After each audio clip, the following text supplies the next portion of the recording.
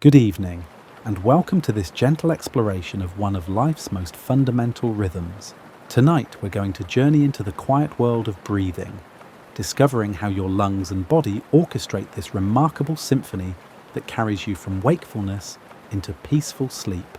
I'm delighted you've chosen to spend this time with me, and if you find yourself enjoying this journey into the science of rest, I'd love for you to subscribe and join our community of curious minds. I'm always curious too. Where in the world are you listening from tonight? Are you settling into bed in a bustling city, or perhaps in a quiet countryside where the only sounds are the gentle whispers of wind through trees? Now that you're comfortable, take a moment to pay attention to how you're breathing. Don't change it, just watch. Feel your chest rise and fall gently, your ribs expand softly, and the quiet pause between each breath in and out. The rhythm you're feeling right now is the same one that has been with you since you were born and is still with you now in this peaceful moment. We don't think about it very often because it's such a steady, dependable rhythm. But underneath this seeming simplicity is one of the most complex biological systems on Earth. Your respiratory system is like a master conductor leading an invisible orchestra. It keeps dozens of muscles, millions of tiny air sacs, and a complicated network of blood vessels in perfect harmony. Tonight, we'll learn about how this system changes and adapts as you go from being busy and alert during the day to sleeping deeply at night. We'll look at how your breath becomes your body's lullaby, how the air you breathe becomes the basis for dreams, and how this ancient rhythm connects you to every living thing that has ever breathed on this planet. Let's start our journey in the most obvious place, your mouth and nose, which are the openings through which life enters your body. Something very magical happens when you breathe in through your nose. The air doesn't just flow straight down into your lungs like water through a pipe. Instead, it goes on a carefully planned journey to get ready. Your nostrils are the first line of defense, keeping out dust and particles that are too big to fit in your delicate lung tissue. The cilia in your nose are tiny hairs that move like plants in water. They catch debris and move it away from your airways. But the nose does something even more amazing. It controls the temperature of your body. The turbinates in your nasal cavity are curved passages that create gentle turbulence that makes the air swirl and mix. This warms the air to body temperature and adds just the right amount of moisture. The air that goes into your throat has been changed from whatever temperature and humidity it was outside to a perfect 37 degrees Celsius with 100% humidity. Your nose gives each breath a warm, soft hug before sending it deeper into your body. The way your nasal passages are built is very smart for this conditioning process. 3 shelf-like projections called turbinates stick out from the sides of your nasal cavity.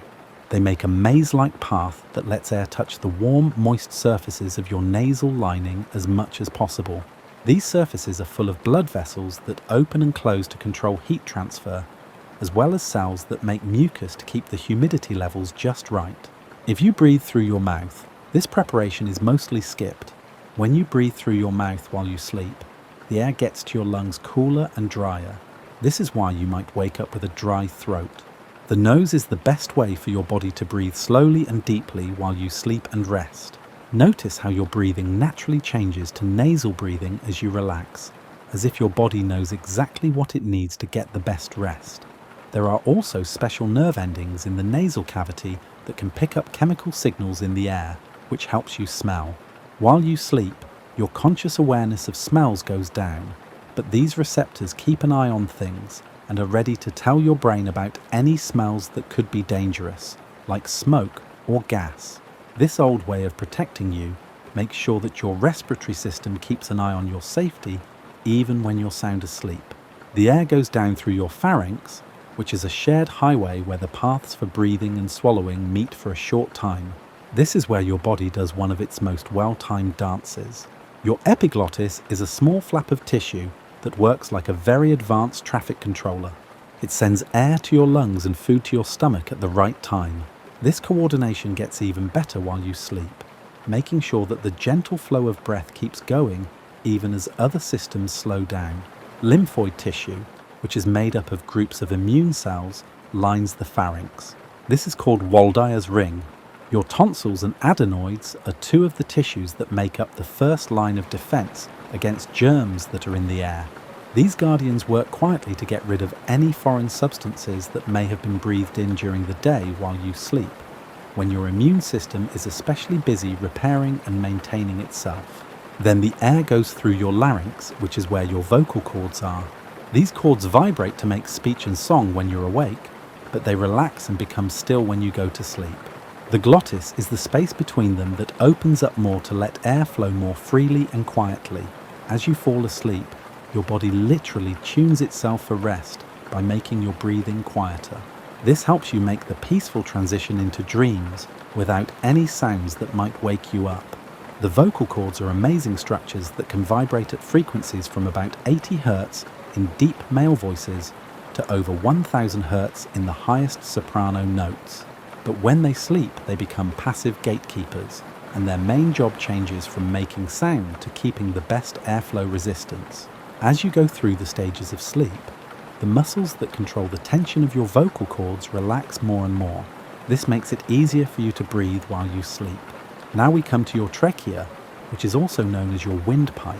It is a remarkable tube that is about the same width as your thumb and the same length as your hand.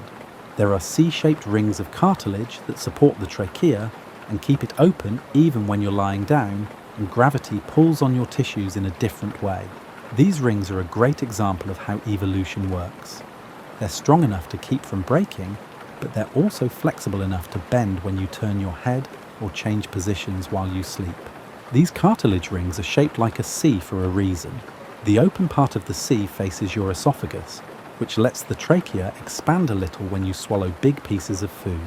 This design stops the stiff cartilage from getting in the way of food going down your throat, but it still gives your airway the support it needs to stay open while you breathe. Millions of tiny hairs called cilia line the walls of your trachea and beat in waves about 1,000 times a minute. They only go up towards your mouth, taking away any particles or moisture that shouldn't be in your lungs. This escalator goes up all the time, even when you're sleeping deeply. It keeps your airways clear and healthy by cleaning them all the time. It's like having a team of housekeepers working the night shift to keep everything clean while you sleep. Goblet cells, which make mucus, are between the ciliated cells. This mucus isn't just annoying, it's a carefully made biological solution that traps particles, has antimicrobial properties, and is the perfect medium for ciliary action. The makeup of this mucus changes a little bit throughout the day and night. It gets a little thinner while you sleep, so that it can be cleared more easily while still keeping its protective properties. The trachea goes down into your chest and meets a point called the carina, where it splits into two main bronchi, one going to each lung. Respiratory scientists call this branching the bronchial tree, but it might be better to call it an inverted tree because it starts with one trunk and splits into smaller and smaller parts. The left main bronchus is a little longer and more angled than the right one. This is because your heart is in the middle of your chest cavity, a little to the left. This asymmetry is one of those beautiful biological compromises that lets different organ systems live together in the small space of your torso. The carina is very sensitive to touch because it has some of the most responsive nerve endings in your whole respiratory system. This sensitivity protects you by making you cough right away, and strongly if something foreign touches this important area. This protective response stays in place while you sleep, but the level at which it starts may be raised a little to keep you from waking up from small annoyances. The main bronchus splits into lobar bronchi. There are 3 on the right side for the 3 lobes of your right lung, and 2 on the left side for the 2 lobes of your left lung. These split into segmental bronchi, then subsegmental bronchi, and keep branching out like a tree's branches reaching for the sun. This bronchial tree splits into about 23 branches, making a path from your trachea to every part of your lung tissue. Each division roughly doubles the total cross-sectional area of the airways. By the time air gets to the smallest branches, it's moving very slowly, which gives the gas exchange plenty of time to happen. These airways change in character as they get smaller. The bigger bronchi are made stronger by cartilage and lined with the same ciliated cells that keep your trachea clean. But as the passages get smaller, the cartilage is replaced by smooth muscle. and the cleaning cilia slowly fade away. Bronchioles are the smaller airways that your body uses to control airflow very precisely. They use tiny muscles to change the size of each passage based on what your body needs. The smooth muscle in your bronchioles is controlled by your autonomic nervous system, which gets signals from your brain and chemicals in your blood. Your sympathetic nervous system can relax these muscles while you're awake, especially when you're stressed or exercising. This makes the airways wider, which lets more air flow through. These bronchioles change slightly as you fall asleep. As you breathe deeper and slower, the smooth muscles relax a little, making it easier for air to flow. Your sympathetic nervous system, which controls the fight or flight response, slowly loses its grip on these muscles. At the same time, your parasympathetic nervous system, which controls rest and digestion, starts to take more control. This change is one of the reasons why breathing becomes so much easier and calmer as you fall asleep. The bronchioles keep splitting until they reach the terminal bronchioles, which are the last airways that don't take part in gas exchange. These small tubes, which are hard to see with the naked eye, mark the boundary between the parts of your respiratory system that only conduct air and the parts that exchange gas. After these come the respiratory bronchioles, where the real magic of breathing starts. These little tubes are full of small air sacs called alveoli, which look like little bulbs on the branches of a Christmas tree. Finally, this is where the air you've breathed goes, the place where your respiratory and circulatory systems meet. Your alveoli are probably the most amazing parts of your body. There are about 300 to 500 million of these tiny air sacs in each lung. They are smaller than the period at the end of this sentence, but when you put them all together, they make a surface area about the size of a tennis court. About 70 square meters of gas-exchanging surface, folded and packed into the space of your two lungs. If you could lay out all of your alveoli, they would cover almost half of a basketball court, but they fit comfortably in your chest cavity. The way alveoli are built is a great example of biological engineering. The shape of each alveolus is roughly spherical, which gives it the most surface area for its volume. The walls are very thin, like a soap bubble, but they are strong enough to handle the constant expansion and contraction of breathing for your whole life. The walls are mostly made up of two types of cells. Type 1 pneumocytes, which make the thin barrier for gas exchange, and type 2 pneumocytes, which make surfactant and can change into type 1 cells when they need to be repaired. Around each alveolus is a thick network of capillaries, which are the smallest blood vessels in your body. Red blood cells have to squeeze through these capillaries in a single file, which makes sure that each cell touches the alveolar wall closely. The wall that separates the air in your alveoli from the blood in these capillaries is very thin, only about 0.5 micrometers thick, which is about 200 times thinner than a human hair. The respiratory membrane is a thin barrier where one of the most important exchanges in life takes place. Oxygen from the air you breathe goes through this membrane and into your blood. Carbon dioxide, which is a waste product of cellular metabolism, goes the other way and is exhaled. You don't have to do anything to make this exchange happen. Instead, it uses the simple physics of diffusion, which says that molecules naturally move from places where there are a lot of them to places where there aren't as many. Because the air in your alveoli has more oxygen than your blood, oxygen naturally moves into your blood. Your blood, on the other hand, has more carbon dioxide than the air in your alveoli, so carbon dioxide naturally flows out.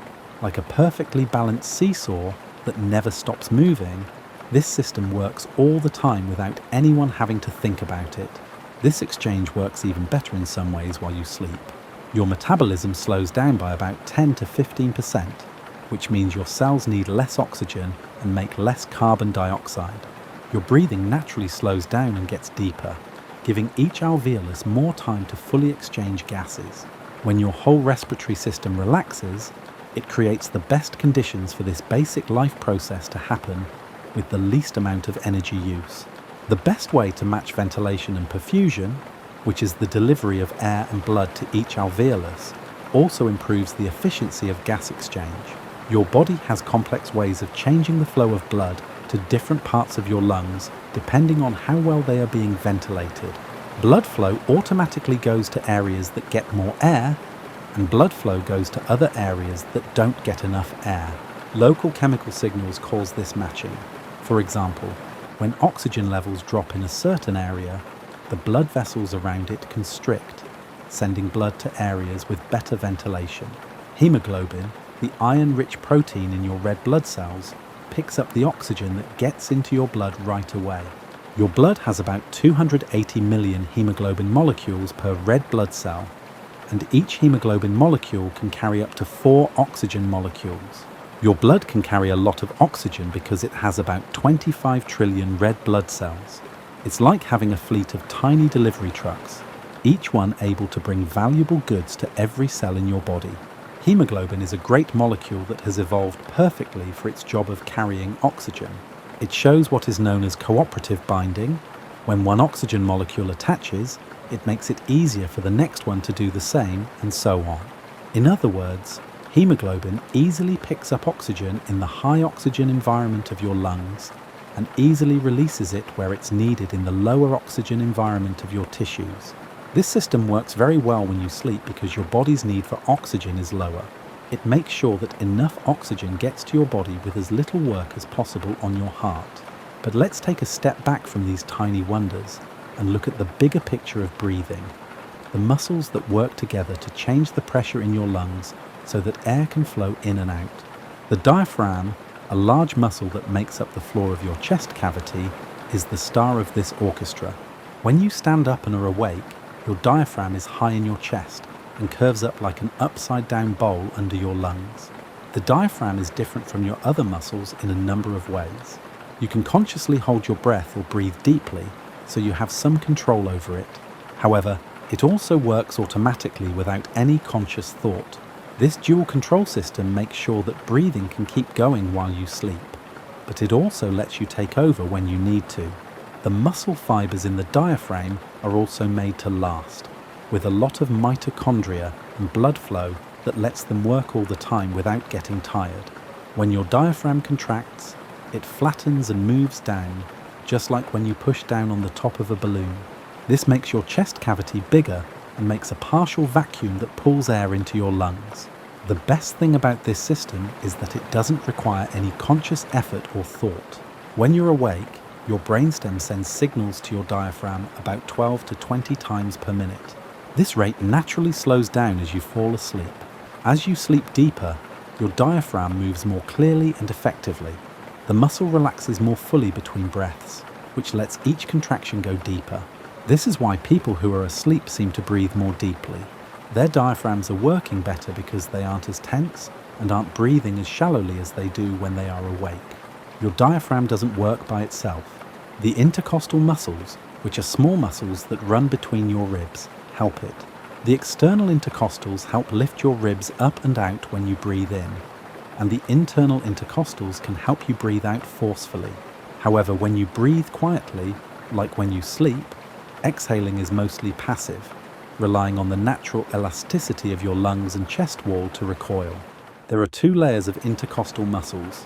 The external intercostals are angled down and forward, while the internal intercostals are angled down and back. This setup lets them have opposite effects on how the ribs move. For example, during inspiration, the external intercostals lift the ribs, and during forced expiration, the internal intercostals pull them down. When you sleep, the external intercostals work gently with the diaphragm, but the internal intercostals don't do much. During sleep, a lot of the extra breathing muscles that you might use when you're stressed or working out hard stop working. The muscles in your neck that can lift your upper ribs, the muscles in your back that can expand your chest cavity, and the abdominal muscles that can help you breathe out forcefully all relax into rest. This leaves the diaphragm and basic intercostal muscles to do the work. This simplification is one of the things that makes breathing while you sleep so effective and helpful. Your lungs are amazing organs that can expand and contract. Healthy lungs want to collapse inward because of surface tension, unlike balloons, which don't stretch. The pleural space, which is a thin, fluid-filled space between the lung tissue and the chest wall, stops them from doing so. There are only a few milliliters of pleural fluid in this space. It works like a thin layer of water between 2 sheets of glass. The fluid makes the surface tension that keeps the lungs attached to the chest wall. This means that when your chest expands, your lungs have to expand too. The pleural space is actually a potential space. Normally, the surface of the lungs and the wall of the chest are so close together that there isn't much room between them. The pleural fluid does a lot of things. It helps the lungs and chest wall move smoothly by providing lubrication. It creates the surface tension that connects the two movements, and it helps to balance out pressure differences that might happen between different parts of the lung.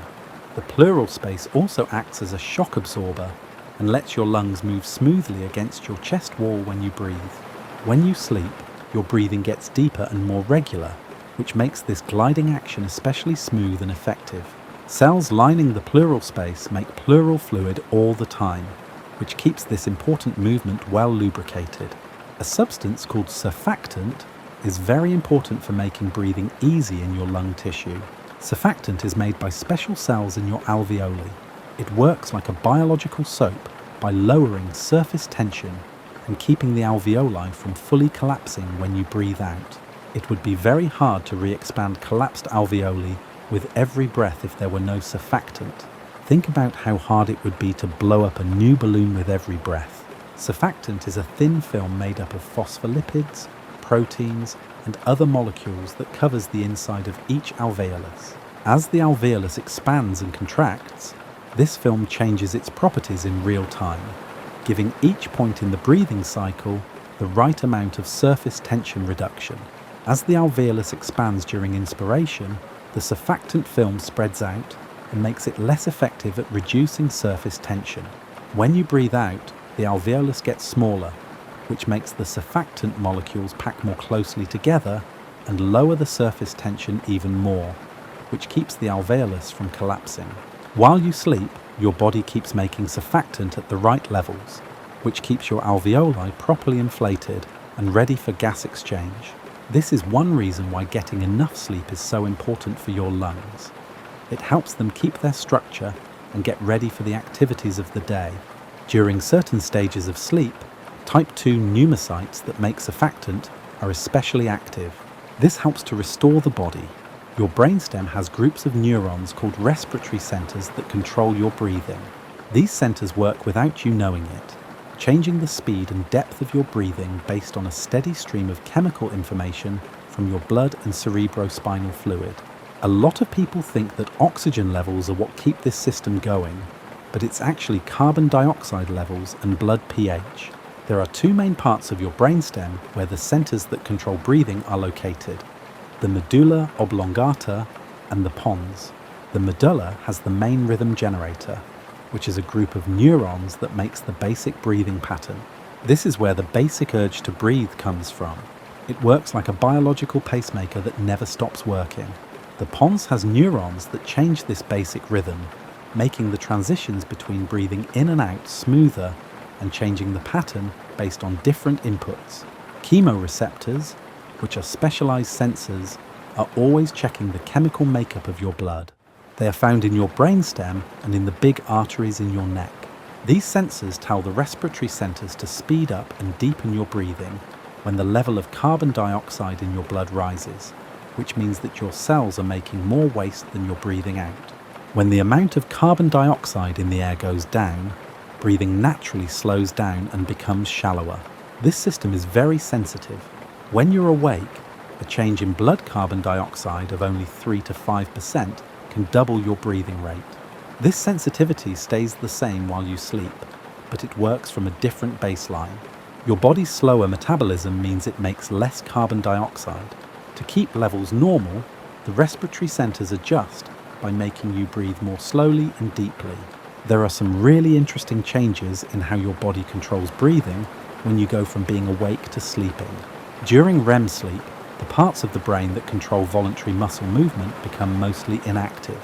This means you can't consciously control your breathing anymore. You become totally reliant on the automatic control systems in your brainstem. This change needs a lot of accuracy. The automatic systems have to keep the air flowing without the help of conscious control. During REM sleep, when your most vivid dreams happen, your breathing can become irregular and change, sometimes even reflecting what you're dreaming about. If you dream that you're running, you might breathe faster. If you have dream anxiety, you might start breathing quickly and shallowly. But even when these changes happen, the basic gas exchange keeps working well, showing how strong your respiratory system is. Your respiratory and cardiovascular systems work together in a very elegant way while you sleep. As you breathe more slowly and deeply, your heart rate also goes down, but the timing is very precise. When you breathe in, your heart rate goes up a little bit because the lungs are putting less pressure on the heart. Your heart rate goes down a little when you breathe out. Respiratory sinus arrhythmia is a subtle rhythm that shows that your autonomic nervous system is working well and is healthy. Heart rate variability with breathing is more noticeable when you sleep, especially in the deeper stages. It's thought to be a sign of a healthy autonomic balance, which is when your sympathetic and parasympathetic nervous systems work together well. Young, healthy people usually have more respiratory sinus arrhythmia, but this variability tends to go down with age and in some diseases. Your blood pressure also changes in a rhythmic way when you breathe while you sleep. With each breath in, blood pressure goes down a little bit because blood pools in the expanded lungs. With each breath out, blood pressure goes back to normal.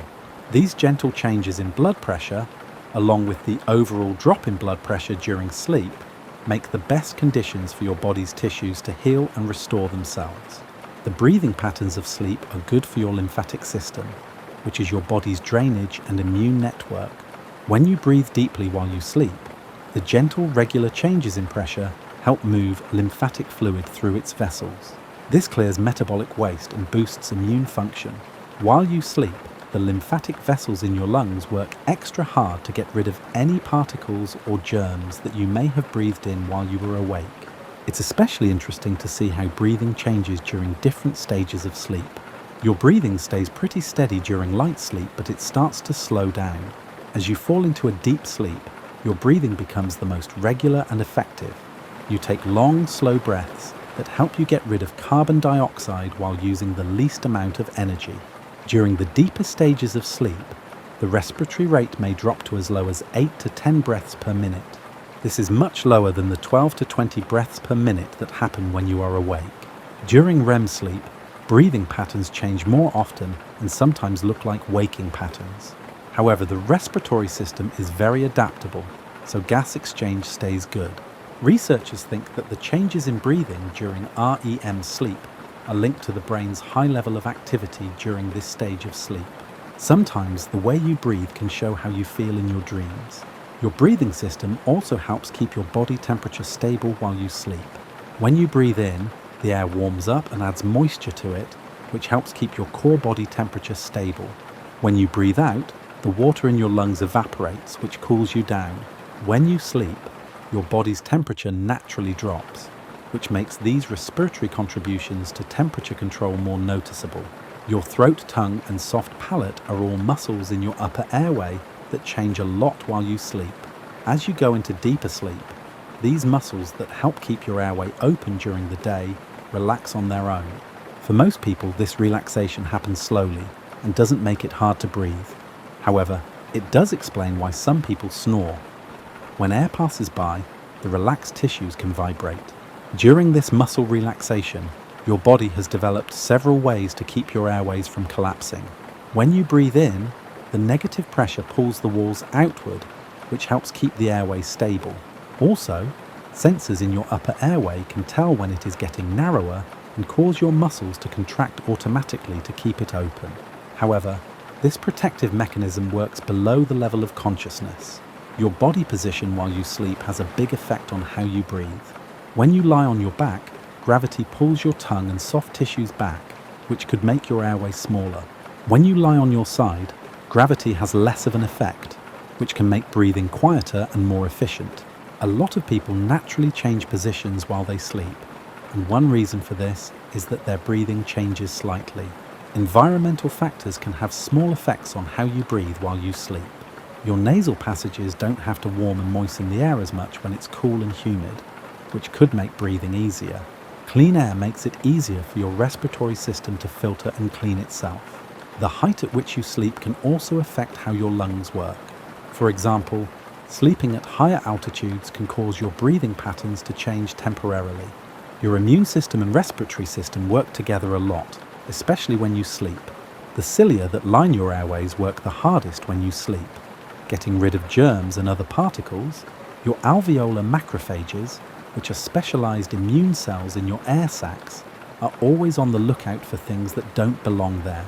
Your throat and nasal passages have a lot of lymphoid tissue that works hard while you sleep to process antigens and keep your immune system ready.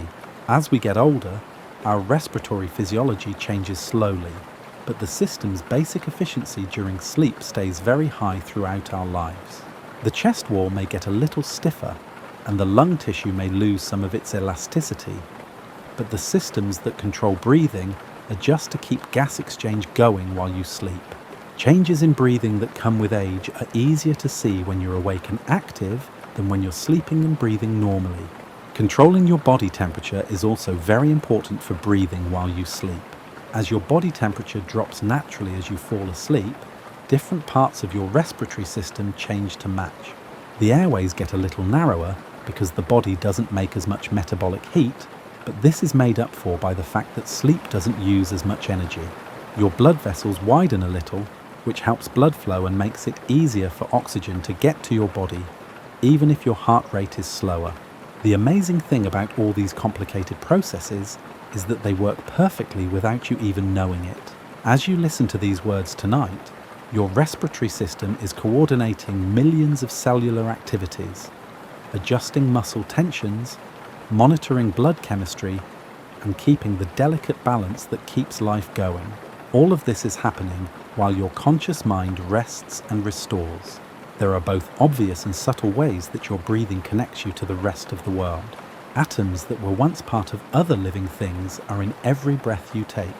The oxygen you breathe in may have come from a tree that exhaled it earlier today, from algae in the ocean, or from tiny phytoplankton that are floating in the ocean.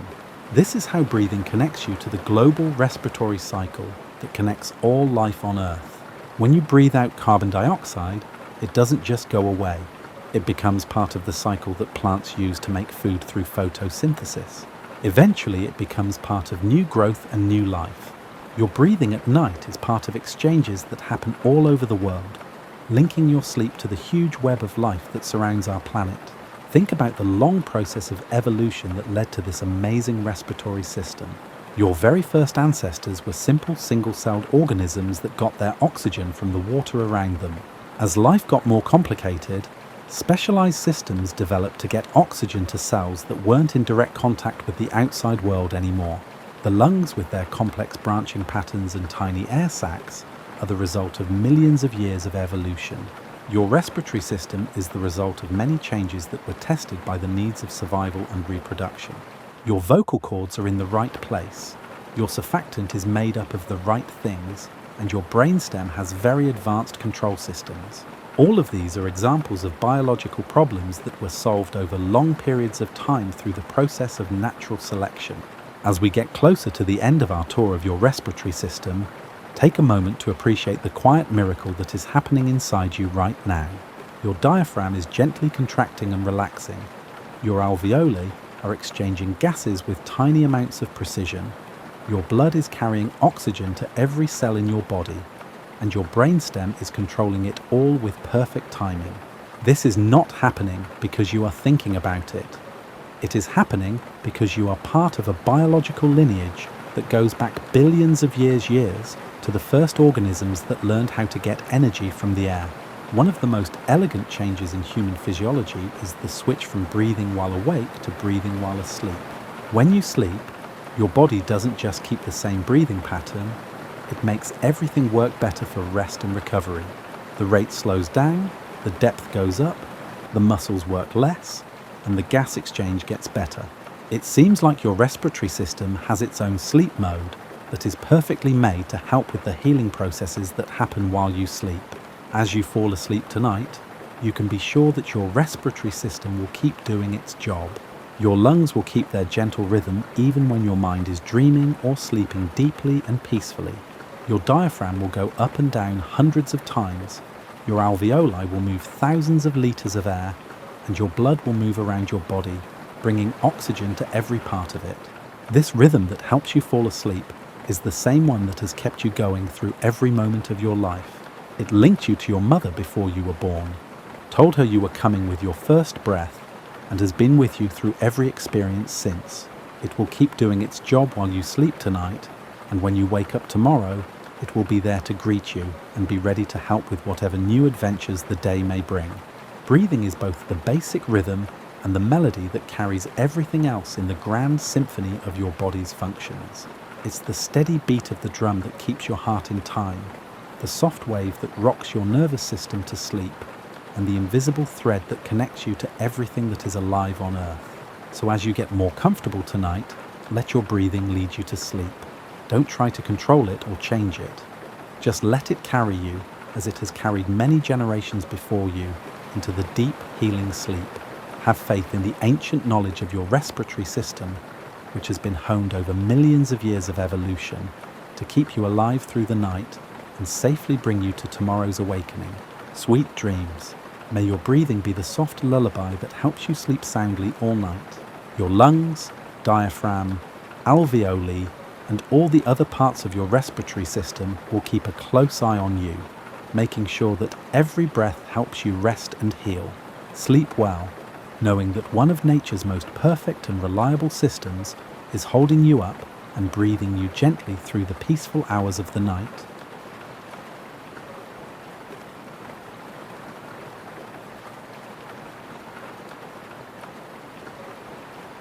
Now friends, let's slow down and really look at what happens when your body starts to heal itself at night and your mind starts to fade.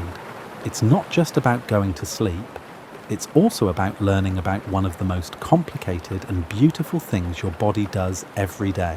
We'll learn how your brain changes from a busy city to a quiet village doing important repairs, how your muscles let go of their daily stress, and how each organ system changes its rhythm to help with this important time of renewal. As you listen, pay attention to how your body is getting ready to sleep. Your eyelids may already be getting heavy, and your breathing may be getting deeper on its own. This is your body's ancient knowledge at work. Systems that have been improved over millions of years of evolution are all working together to help you fall asleep. Let's start with a simple fact that people often forget. Sleep isn't the same as not doing anything. Your body and brain don't just turn off like a computer. Instead, sleep is a very active state in which your brain and body work together in a carefully planned symphony of restoration, consolidation, and renewal. While you sleep, your body does important work, like cleaning up after itself and getting ready for the next day. Hours before we actually close our eyes, the story of how we fall asleep begins. The suprachiasmatic nucleus, a group of cells smaller than a grain of rice, is the master clock for your body. It is deep inside your brain. This little clock, which is behind your eyes in the hypothalamus, has been keeping track of the light and dark that have passed through your day. It keeps an eye on the small changes in light intensity from dawn to dusk, just like a lighthouse keeper. This keeps your body connected to the ancient rhythms that have guided life on Earth for billions of years.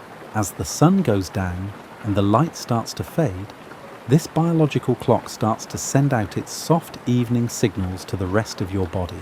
These aren't loud alarm bells. They're soft whispers that hormones and neurotransmitters send at just the right time and in just the right way to coordinate the very complicated process of getting ready for sleep. One of the first things it sends out is a hormone called melatonin. Your pineal gland, which is a small pine cone-shaped structure deep in your brain, makes this hormone. People used to think that the pineal gland was vestigial, which means it was a leftover from evolution that didn't really do anything. We now know that it is one of the most important parts of the body for controlling sleep and wakefulness. People often call melatonin the hormone of darkness, and there's a good reason for that. As the sun goes down, melatonin slowly and steadily rises in your blood. It's not like a sudden flood, it's more like a dimmer switch being slowly turned down, which makes you feel sleepy as bedtime gets closer. Melatonin is released on a very strict schedule. Around 9 p.m, melatonin levels start to rise in most people. They reach their highest point between 3 and 4 a.m, and then they slowly drop off until morning.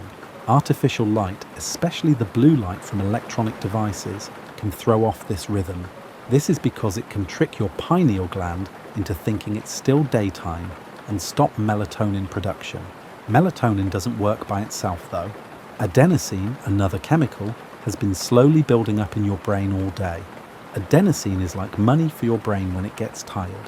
When your neurons fire, when you think, and when you make a choice, your cells release small amounts of adenosine as a waste product. As the day goes on, adenosine builds up like snow on a hill. You feel sleepier the more you have. Adenosine works by attaching to certain receptors in your brain, especially in areas that control wakefulness and arousal.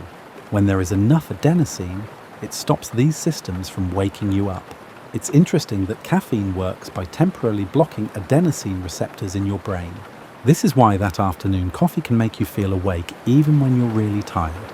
The adenosine is still there and building up, but caffeine stops it from sending sleepy messages to your brain cells. As these chemicals that help you sleep start to affect your brain, your body temperature starts to change in an amazing way. Your core temperature, which has been at a steady 98.6 degrees Fahrenheit all day, starts to drop. You might think this is a simple reaction to a cooler evening, but it's actually an active process controlled by your hypothalamus, which is also where your master clock is. Your body cools down by a process called vasodilation, which is when blood vessels near the surface of your skin get wider. Blood moves from your core to your hands and feet, which is where it goes the most. This is why your hands and feet might feel warmer as you get ready for bed. They are acting as heat radiators, which helps lower your core temperature and tell your brain that it's time to sleep. This drop in temperature is so important for starting sleep that people who have trouble controlling their body temperature often have trouble sleeping. The link between sleep and temperature is stronger than you might think. During the course of human evolution, the sleep patterns of our ancestors were intricately linked to the natural cooling that follows sunset. This old temperature pattern still happens today, even in our climate-controlled spaces. Your core body temperature naturally changes by about 2 degrees over the course of a day. It is lowest around 4 a.m. and highest in the early evening.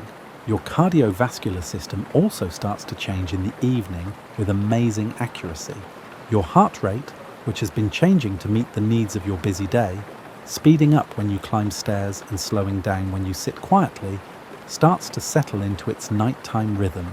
Your heart rate changes all the time during the day to keep up with the different things you're doing and feeling. As you get closer to sleep, this variability goes down and your heart starts to beat more slowly and steadily. Your blood pressure, which goes up and down during the day because of stress, activity and emotion, starts to settle into its nighttime pattern as well. Doctors call the drop in blood pressure that happens at night dipping. This dip is usually 10 to 15% lower than during the day. It gives your heart and blood vessels a chance to rest and heal. People who don't have this normal drop in blood pressure at night, known as non-dippers, are more likely to get heart disease. This shows how important it is for heart health to get enough sleep at night. The changes that happen in your heart and blood vessels when you get ready for bed aren't just about slowing down, they're also about getting the most out of your sleep. Your heart doesn't just slow down when you sleep, it also works better. The time between heartbeats gets more regular, and the heart muscle doesn't have to work as hard to pump blood around your body.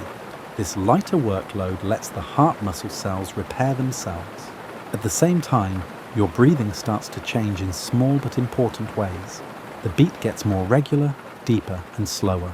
Your diaphragm, the dome-shaped muscle under your lungs that does most of the work of breathing, starts to work in a more relaxed way. Your breathing changes throughout the day based on what you're doing, how you feel, and what you're thinking about. As sleep gets closer, breathing becomes more automatic. The brainstem's respiratory centers control it more than conscious effort does. This change in breathing actually helps your body make other changes that help you sleep, which makes you feel more relaxed.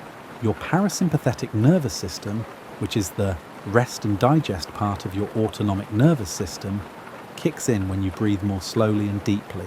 This activation slows your heart rate even more, relaxes your muscles, and encourages the release of neurotransmitters that calm you down. Changing the way you breathe is only one part of how your respiratory system gets ready for sleep. There are small changes in the airways themselves. Some people snore more when they sleep because the muscles that keep their throats open during the day start to relax. Your airways make mucus in a way that follows a circadian rhythm. This means that the amount of mucus can change at different times of the night, which can make your breathing passages less clear. Your digestive system is also getting ready for the night shift with its own complicated dance. Your digestive system has been working all day, making stomach acid when you eat, releasing digestive enzymes, and moving food through your intestines with rhythmic muscle contractions. This system starts to slow down as the sun goes down. The production of digestive enzymes slows down, and the muscles that push food through your intestines contract less often and with less force. The enteric nervous system, which is sometimes called the second brain because it has so many neurons in your gut, controls this slowdown in digestion. Your enteric nervous system gets the message from your brain and makes changes as your central nervous system gets ready for sleep. It's not just that digestion slows down food processing that makes sleep and digestion more complicated. Your gut makes a lot of the same neurotransmitters as your brain, like serotonin, which is important for sleep and mood. Your intestines, not your brain, make about 90% of the serotonin in your body. This is why how you eat and how healthy your digestive system is can have such a big effect on how well you sleep. Your liver, which is an amazing chemical processing plant, also goes into its nighttime mode. Your liver works hard during the day to break down the nutrients in your food, make bile to help digest fat, and keep your blood sugar levels stable. When night falls, the liver's priorities change. It lowers the amount of glucose made, which helps keep blood sugar levels steady during the overnight fast. It changes its focus to detoxification, breaking down and neutralizing the different chemicals and toxins that have built up in your body during the day. This detox work at night is very important for staying healthy. Your liver breaks down everything from toxins in the environment to the waste products that cells make when they break down. When you're sleeping and not eating or drinking, the liver can put more energy into these cleaning processes. While all of these changes are happening to your body, your brain is also going through a very interesting change. Your brain's electrical activity changes from the fast, varied, and responsive patterns that define your waking brain to the slower, more synchronized patterns that will keep you awake all night. An electroencephalogram, EEG, can measure your brain waves. They start to change from the fast, alert beta waves of focused wakefulness to the slower alpha waves of relaxation. Beta waves, which range from 13 to 30 cycles per second, show that your brain is awake and working on problems. Alpha waves, which happen 8 to 13 times per second, show a more relaxed, meditative state. This change from beta to alpha waves is the start of your brain's journey to sleep. At this point, your conscious mind also starts to let go of its tight grip on your thoughts and feelings. Have you ever noticed that your thoughts get more fluid and dreamlike as you go to sleep? This isn't random. Your brain's prefrontal cortex, which controls executive functions, planning, and logical thinking, is slowly becoming less active. The prefrontal cortex is like a strict boss during the day, making sure your thoughts are organized and focused on your goals. When this supervisor goes off duty, other parts of your brain become more active. This is what causes the strange, often illogical thoughts and images that can pop into your head when you're sleepy. There will be changes in how neurotransmitters work in different parts of your brain during this transition. Dopamine, the neurotransmitter that is linked to motivation and seeking rewards, starts to go down. Norepinephrine, which helps you stay awake and aware of your surroundings, also begins to drop. At the same time, GABA, the brain's main inhibitory neurotransmitter, starts to work harder. GABA is like a brake pedal for your nervous system. It slows down neural activity and helps you relax. Your senses are also getting ready for their nighttime duties in a very coordinated way. Your eyes start to relax after having to adjust to different levels of light all day. The muscles that control the size of your pupils and the shape of your lens relax. Your pupils get a little bigger, but not because you're trying to let in more light. It's because the muscles that control them are relaxing as part of getting ready for sleep. More than just relaxing your muscles happens when your visual system goes to sleep. The The rods and cones in your retina, which are the photoreceptor cells, start to change how sensitive they are. The cones, which are responsible for seeing color and work best in bright light, become less active. The rods, which are more sensitive to light but can't tell colors apart, keep doing their job. This is why colors may not look as bright in dim evening light. Your eyes are already getting ready for the low light of sleep. Your hearing doesn't completely stop while you sleep. In fact, your brain acts as a kind of guard all night, always listening for sounds that could mean trouble. But as you get ready for bed, your ears do start to process sounds differently. Your brain stops paying attention to normal, non-threatening sounds and stays alert to strange or possibly dangerous ones. The thalamus, a relay station in your brain that acts as a gatekeeper for sensory information, controls this selective attention. The thalamus is very important for falling asleep. During wakefulness, it sends sensory information from your ears, eyes, skin, and other sense organs to the right parts of your cerebral cortex for processing. As you get closer to sleep, the thalamus starts to turn down the volume on sensory input to your conscious brain by reducing this relay function. This is why sounds that would catch your attention during the day might not even register as you're falling asleep. As you get ready for sleep, your sense of touch also changes in interesting ways. The line between your body and the world around you gets less clear. The body schema, which is how your brain sees your body, starts to fade. This is controlled by parts of your parietal lobe that usually keep a very accurate map of where your body is in space and how it's positioned. Proprioceptors are specialized sensors in your muscles, joints, and inner ear that tell your brain where your body is and how it's moving. They keep your body awareness up to date all the time when you're awake. Your brain pays less attention to these proprioceptive signals as you get closer to sleep. This is why you might feel like you're floating or sinking as you fall asleep. Your brain is slowly losing track of where your body is in space. When you let go of something, you might feel a hypnic jerk, which is that sudden feeling of falling that wakes you up just as you're about to fall asleep. Your brain thinks that your muscles relaxing means you're really falling, which makes you jerk to protect yourself. Most people get hypnic jerks from time to time, and they are perfectly normal. As you sleep, your brain starts one of the most amazing journeys of restoration and consolidation that happens in nature. Sleep isn't just one state. It's made up of several stages, each with its own purpose, characteristics, and biological processes. These stages repeat every 90 minutes throughout the night, like movements in a complex symphony, and each one is important for your overall recovery and readiness for the next day.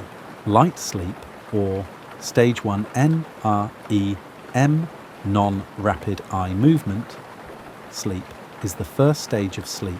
This is that sleepy state in between being awake and asleep.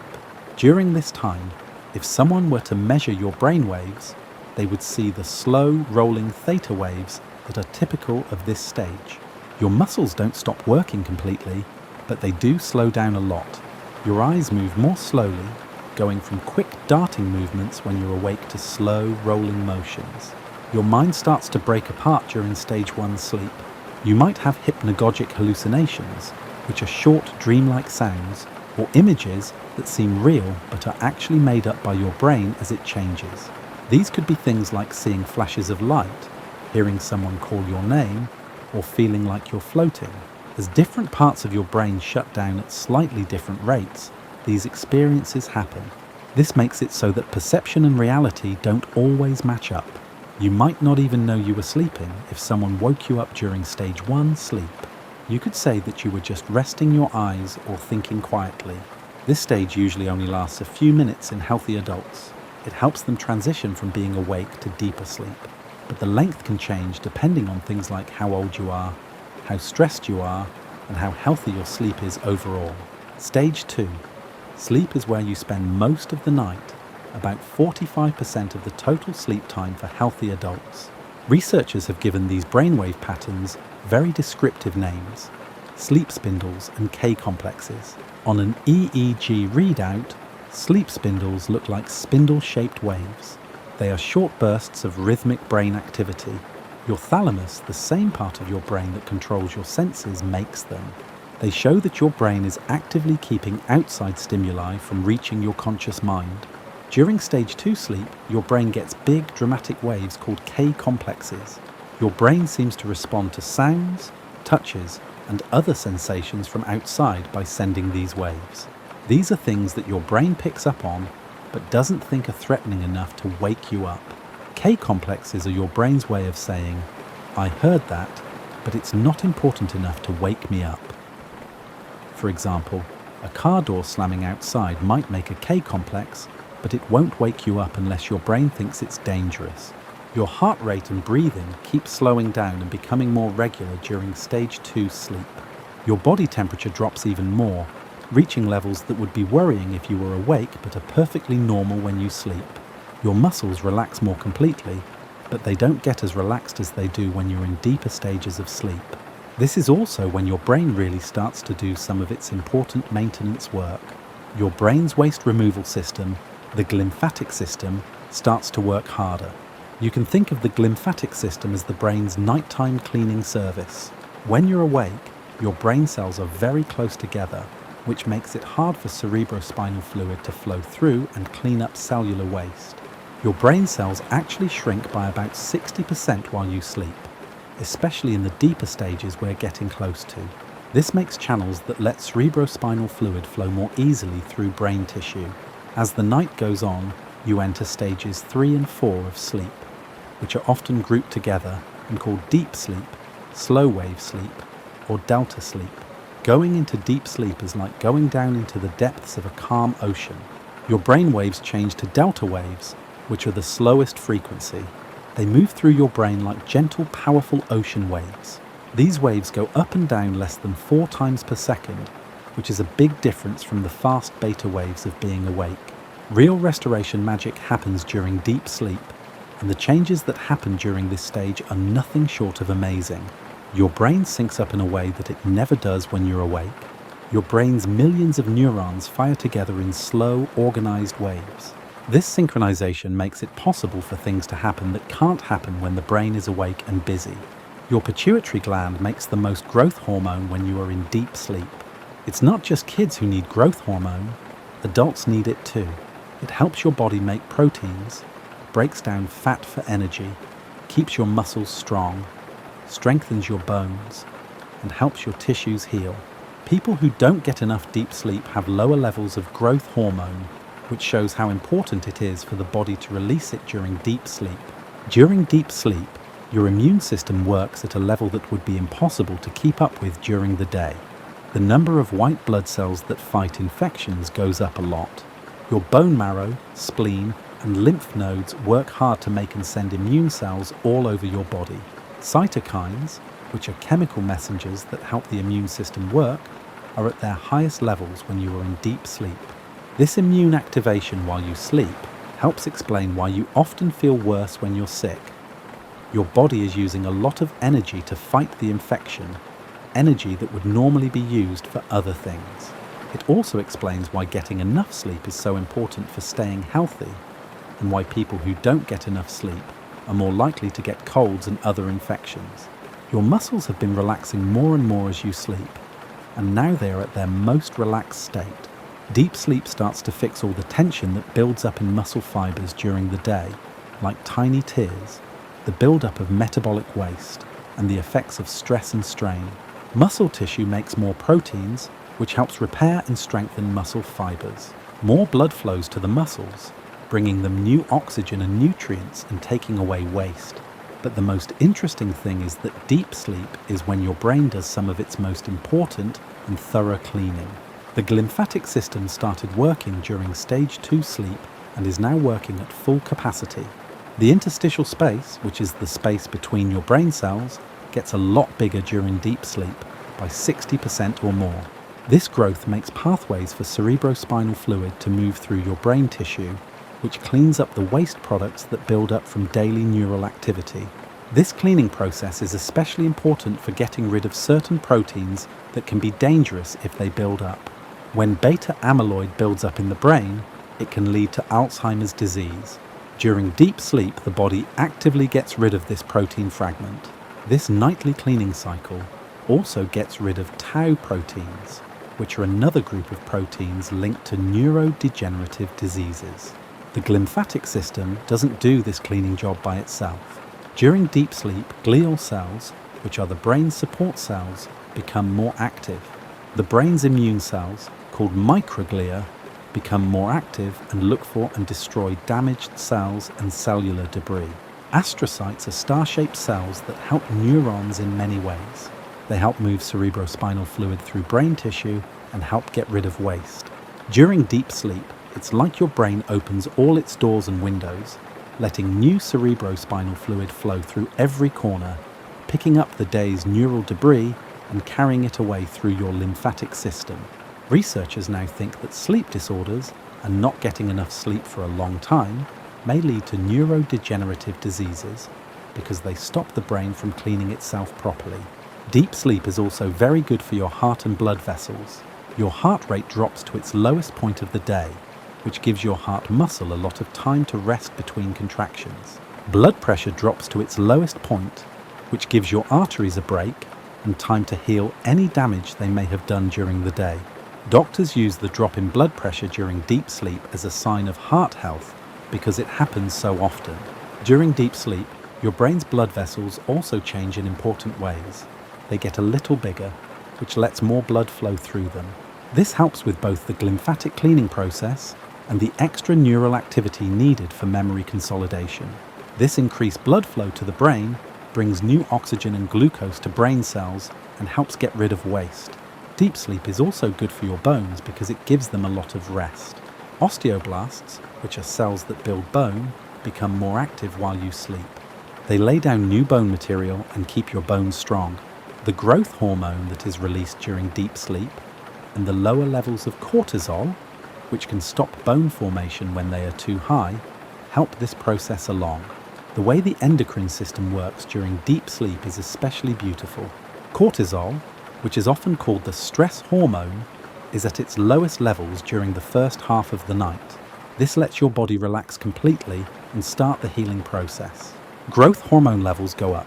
Prolactin, a hormone that helps the immune system and heals tissues, goes up. When these hormones rise and fall in a coordinated way, they make the best conditions for healing and restoration. After about 90 minutes of moving through these progressively deeper stages of NRM sleep, your brain does something amazing. It completely changes gears and enters REM sleep, or rapid eye movement sleep. One of the most dramatic changes that happens in the body is when you go from waking up to REM sleep. Even though the name suggests fast movement, REM sleep causes your voluntary muscles to become very weak and almost completely paralyzed. REM atonia is the name for this paralysis, which is actually a way for your brainstem neurons to protect you. These neurons actively stop the motor neurons that control your muscles, which stops you from acting out the vivid dreams that happen during this stage of sleep. The paralysis is so bad that your body is almost completely immobile, except for your diaphragm, which needs to keep working for you to breathe, and your eye muscles. Neurotransmitters that actively stop muscle activity are what cause REM atonia. Glycine and GABA are both inhibitory neurotransmitters that fill your spinal cord's motor neurons, stopping them from sending signals to your muscles. This paralysis usually goes away when you wake up from REM sleep, but sometimes it doesn't happen right away, which can be scary because you wake up mentally but can't move. Your brain is almost as active during REM sleep as it is when you're awake, but the activity is very different and has a different purpose. Researchers think that your brain is going through a process of consolidation, integration, and creative synthesis instead of responding to things happening outside of you and making decisions about the world around you. Your experiences, lessons, and memories from the day are being sorted, evaluated, and added to what you already know and have done. Think of it as your brain's librarian working all night, but this librarian doesn't just put new books on the right shelves. Instead, this librarian reads the new books, compares them to old ones, looks for connections and themes, and sometimes even writes new books that bring together ideas from different sources. This is why you might wake up with the answer to a problem that had you stumped the day before, or with a creative idea that seems to come out of nowhere. During REM sleep, the neurochemical environment of your brain is very different from when you are awake or in other stages of sleep. During wakefulness, norepinephrine, serotonin, and histamine are the most common neurotransmitters. During this time, they are at their lowest levels of the whole 24-hour cycle. This decrease in these wake-promoting neurotransmitters lets other brain systems take over. During REM sleep, acetylcholine, a neurotransmitter that is important for learning and memory, becomes much more active. People think that this higher level of acetylcholine activity is very important for the memory consolidation processes that happen during this stage. Some scientists say that the brain during REM sleep is like a brain that has been given drugs that boost acetylcholine levels. This is because the cholinergic system, which is the brain's acetylcholine network, becomes so active during this time. This one-of-a-kind mix of neurochemicals makes the conditions for the vivid, often strange things that happen in our dreams. When you sleep in REM, your brain makes up detailed stories that can feel very real while you're dreaming them. You might find yourself flying, talking to people who died years ago, or figuring out how to solve problems that seem impossible. These dreams aren't just random neural firing, they seem to play important roles in processing feelings, storing memories, and even boosting creativity. REM dreams are usually more complicated, emotionally charged, and story-like than the short, simple dreams that can happen during other stages of sleep. Your brain is basically making complicated virtual reality experiences that let it deal with feelings, solve problems, and connect different pieces of information in a safe place where there are no consequences. During REM sleep, your body's temperature control system works in very different ways, which shows how special this stage of sleep really is. During REM sleep, your body becomes almost cold-blooded, like a reptile. This is different from other sleep stages, when your body can still control its temperature by shivering, sweating, or changing blood flow. Your body's thermostat is off for a short time, and your core temperature moves toward the temperature of the room.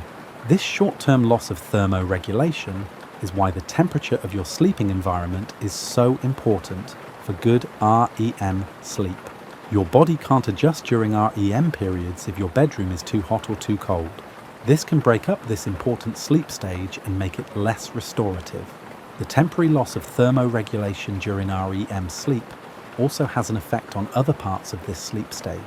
The hypothalamus is the part of your brain that controls your circadian rhythms and keeps your body temperature stable. During REM sleep, these centers basically shut down, which might explain why REM sleep periods are often linked to the most vivid and emotionally intense dreams. The brain areas that usually keep things running smoothly are temporarily out of service. Your heart and blood vessels also show different patterns during REM sleep. NRM sleep is when your heart rate and blood pressure are steady and low. REM sleep, on the other hand, is when your heart rate and blood pressure can change a lot. During REM sleep, your heart rate and blood pressure can change a lot, sometimes getting close to or even higher than what they are when you're awake. These changes often match the emotional content of your dreams. For example, your heart might race during a scary or exciting dream, even though your body is completely still.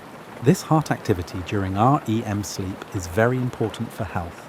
People who have certain heart problems may be more likely to have heart problems during REM sleep, when the combination of intense brain activity and changes in the heart's blood flow can put extra stress on the heart. This is one reason why sleep quality and heart health are so closely linked. The pattern and length of these sleep stages change in interesting ways as the night goes on. You spend more time in the deeper, slow-wave stages of NREM sleep early in the night, when your body needs to heal the most. Your first REM period of the night could only last a few minutes, but as morning gets closer and your body gets the rest it needs, your brain starts to focus on the mental processing that happens during REM sleep. As the night goes on, your REM periods get longer and happen more often. In the early morning hours, you might spend 30 to 40 minutes in REM sleep during each 90-minute cycle. This is a lot more than the few minutes you spend in REM sleep during your first cycle of the night. It seems like your brain saves the hardest processing jobs for the hours right before you wake up, when it can work without being interrupted by the more important needs for physical restoration. The fact that the stages of sleep change throughout the night helps explain why waking up at different times can feel so different. Researchers call it sleep inertia, when you wake up during a deep sleep period early in the night and feel groggy and confused. But if you wake up naturally at the end of an REM period in the early morning, you're more likely to feel awake and refreshed, and you'll remember your dreams clearly. Your endocrine system works the same way all night long. It restores your body early on and then gets ready for you to wake up. The body releases growth hormone mostly during the deep sleep periods of the first half of the night. This hormone is very important for repairing the body, but as morning gets closer, your hormones start to change to wakefulness. Cortisol levels were at their lowest in the first half of the night. They start to rise in the hours before dawn. This rise in cortisol isn't a sign of stress. It's just your body getting ready for the energy needs of the next day. When you wake up, your cortisol levels are high enough to make you feel awake and ready to face the day. The timing of this rise in cortisol is perfectly in sync with your body's natural circadian rhythm. If you tend to wake up early, your cortisol levels will start to rise earlier in the night. The rise happens later if you are naturally more of a night owl. Your master clock in the suprachiasmatic nucleus controls this. It has been keeping time while you sleep and coordinating the complicated hormonal changes that will help you wake up more easily. During sleep, thyroid hormones also follow a daily pattern. Thyroid stimulating hormone, TSH, increases during sleep, which helps the body release thyroid hormones that help control metabolism. These hormones work with cortisol and growth hormone to control the complicated metabolic processes that happen while you sleep and when you wake up. Your immune system sees the whole time you sleep as a good time to repair and strengthen itself.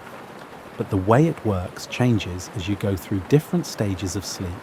When you're in deep sleep, your body is focused on healing itself, and your immune system is busy making and sending out cells that fight infections. T helper cells, which help your immune system work, get more active. Your liver, spleen, and lymph nodes do a better job of getting rid of toxins and cellular waste. When you sleep in REM, your immune system shifts its focus to inflammatory processes that help your brain work better and strengthen your memory. Some inflammatory markers that would be worrying while awake actually go up during REM sleep. This seems to be a normal part of the process of synaptic remodeling and memory formation. This is why you often feel tired and get sick more easily when you don't get enough sleep. Your immune system hasn't had enough time to do its nighttime maintenance. People who don't get enough sleep on a regular basis have weaker immune systems and vaccines that don't work as well and are more likely to get sick. Sleep is also very important and complicated for remembering things and learning. It's not just a matter of moving data from temporary storage to permanent storage. The process is much more complicated and creative than that. Your brain is always working to connect new memories with old ones while you sleep, especially during slow wave and REM sleep. These connections and associations aren't clear to your conscious mind. During different stages of sleep, your brain processes different kinds of memories. NREM sleep is when procedural memories, like how to ride a bike or play a musical instrument, are mostly stored. Declarative memories, which include facts, events, and experiences, benefit from both NREM and REM sleep, but in different ways. NREM sleep helps these memories become stronger and more stable, while REM sleep helps them fit in with what you already know and find general rules and patterns. During REM sleep, this integration process is very creative. Your brain doesn't just store new memories, it also looks for links between them and old memories. Sometimes it finds links that weren't clear when you were awake. This is why you might wake up with new ideas about problems you've been working on, or why creative solutions seem to come out of nowhere after a good night's sleep. Your brain goes through physical changes during the memory consolidation process. While you sleep, the connections between neurons, called synapses, get stronger for important memories and weaker for less important ones. This process, known as synaptic homeostasis, is similar to how a gardener trims a plant to keep the most important branches strong while cutting back on unnecessary growth so that the most important connections can grow. Your brain also goes through a process called systems consolidation while you sleep. This is when memories that were first stored in the hippocampus, a part of the brain that is very important for making new memories, are slowly moved to more permanent storage areas in the cerebral cortex. This process of moving memories can take weeks or even months. Each night's sleep helps memories settle into their long-term storage places. During this process, the hippocampus works like a temporary storage space. The hippocampus quickly makes connections that help you remember what you learned during the day. But these first connections are weak and won't last long. The hippocampus replays these new memories over and over again while you sleep, sending them to different parts of the cortex. Every time you replay, the connections in the cortex get stronger, slowly creating a permanent storage network that doesn't need the hippocampus anymore. The replay process is most active during the sharp wave ripples that happen when you're in NREM sleep. These ripples are short, high-frequency bursts of electrical activity that move through the hippocampus and reactivate the neural patterns that were made during learning. Your hippocampus seems to be teaching the rest of your brain while you sleep by going over the lessons from the day over and over until they are fully learned. When you sleep, your body goes through a process of restoration that affects every system in your body, including your brain. This is a full body renewal that affects every cell and organ. During sleep, your skin, which is the body's largest organ, does a lot of the work of repairing itself. During sleep, cell division and protein synthesis go up a lot, which helps heal the small damage done during the day by the sun, toxins in the environment, and normal wear and tear.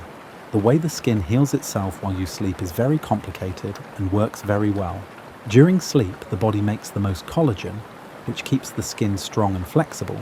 More blood flows to the skin, bringing new nutrients and oxygen while taking away waste. The skin makes new cells faster, which helps replace damaged cells and keep the skin's protective barrier intact. People often say they need beauty sleep because it's true that sleep helps keep skin looking young and healthy. Researchers have found that people who don't get enough sleep show signs of aging more quickly, such as more fine lines, uneven skin tone, and less skin elasticity. Your hair follicles also follow a circadian rhythm, which means that they grow the most while you sleep.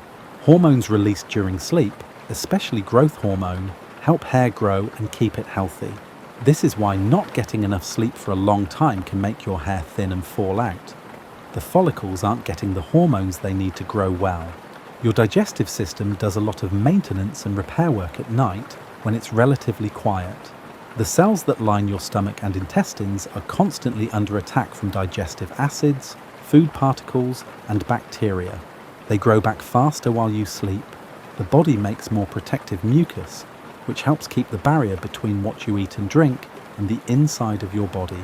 During sleep, your liver can focus on detoxification because it doesn't have to deal with the daily demands of processing food. There are two main steps in the liver's detoxification process. First, it breaks down toxins into smaller pieces. Then it makes these pieces water-soluble so they can be removed through urine or bile. During sleep, both phases are more active because the liver can focus more on cleaning your blood and getting rid of toxins that have built up. During sleep, the liver also helps keep your metabolism going. It helps keep your blood sugar levels stable during your overnight fast by slowly releasing stored glucose to keep your brain and other organs' energy levels steady. It breaks down fats and cholesterol, makes important proteins, and makes bile for the next day to help digest fats. Your kidneys also work harder during some stages of sleep. They do a better job of filtering waste from your blood, concentrating urine, and keeping the right balance of fluids and electrolytes in your body. The increased efficiency of kidney function during sleep is why your urine is typically more concentrated in the morning. Your kidneys have been working to conserve water while efficiently eliminating waste. Your lymphatic system, which helps drain your body and keep an eye on your immune system, works extra hard while you sleep. When you sleep, your muscles relax and you lie down, which makes lymph fluid flow more easily. Lymph fluid carries cellular waste and immune cells around your body.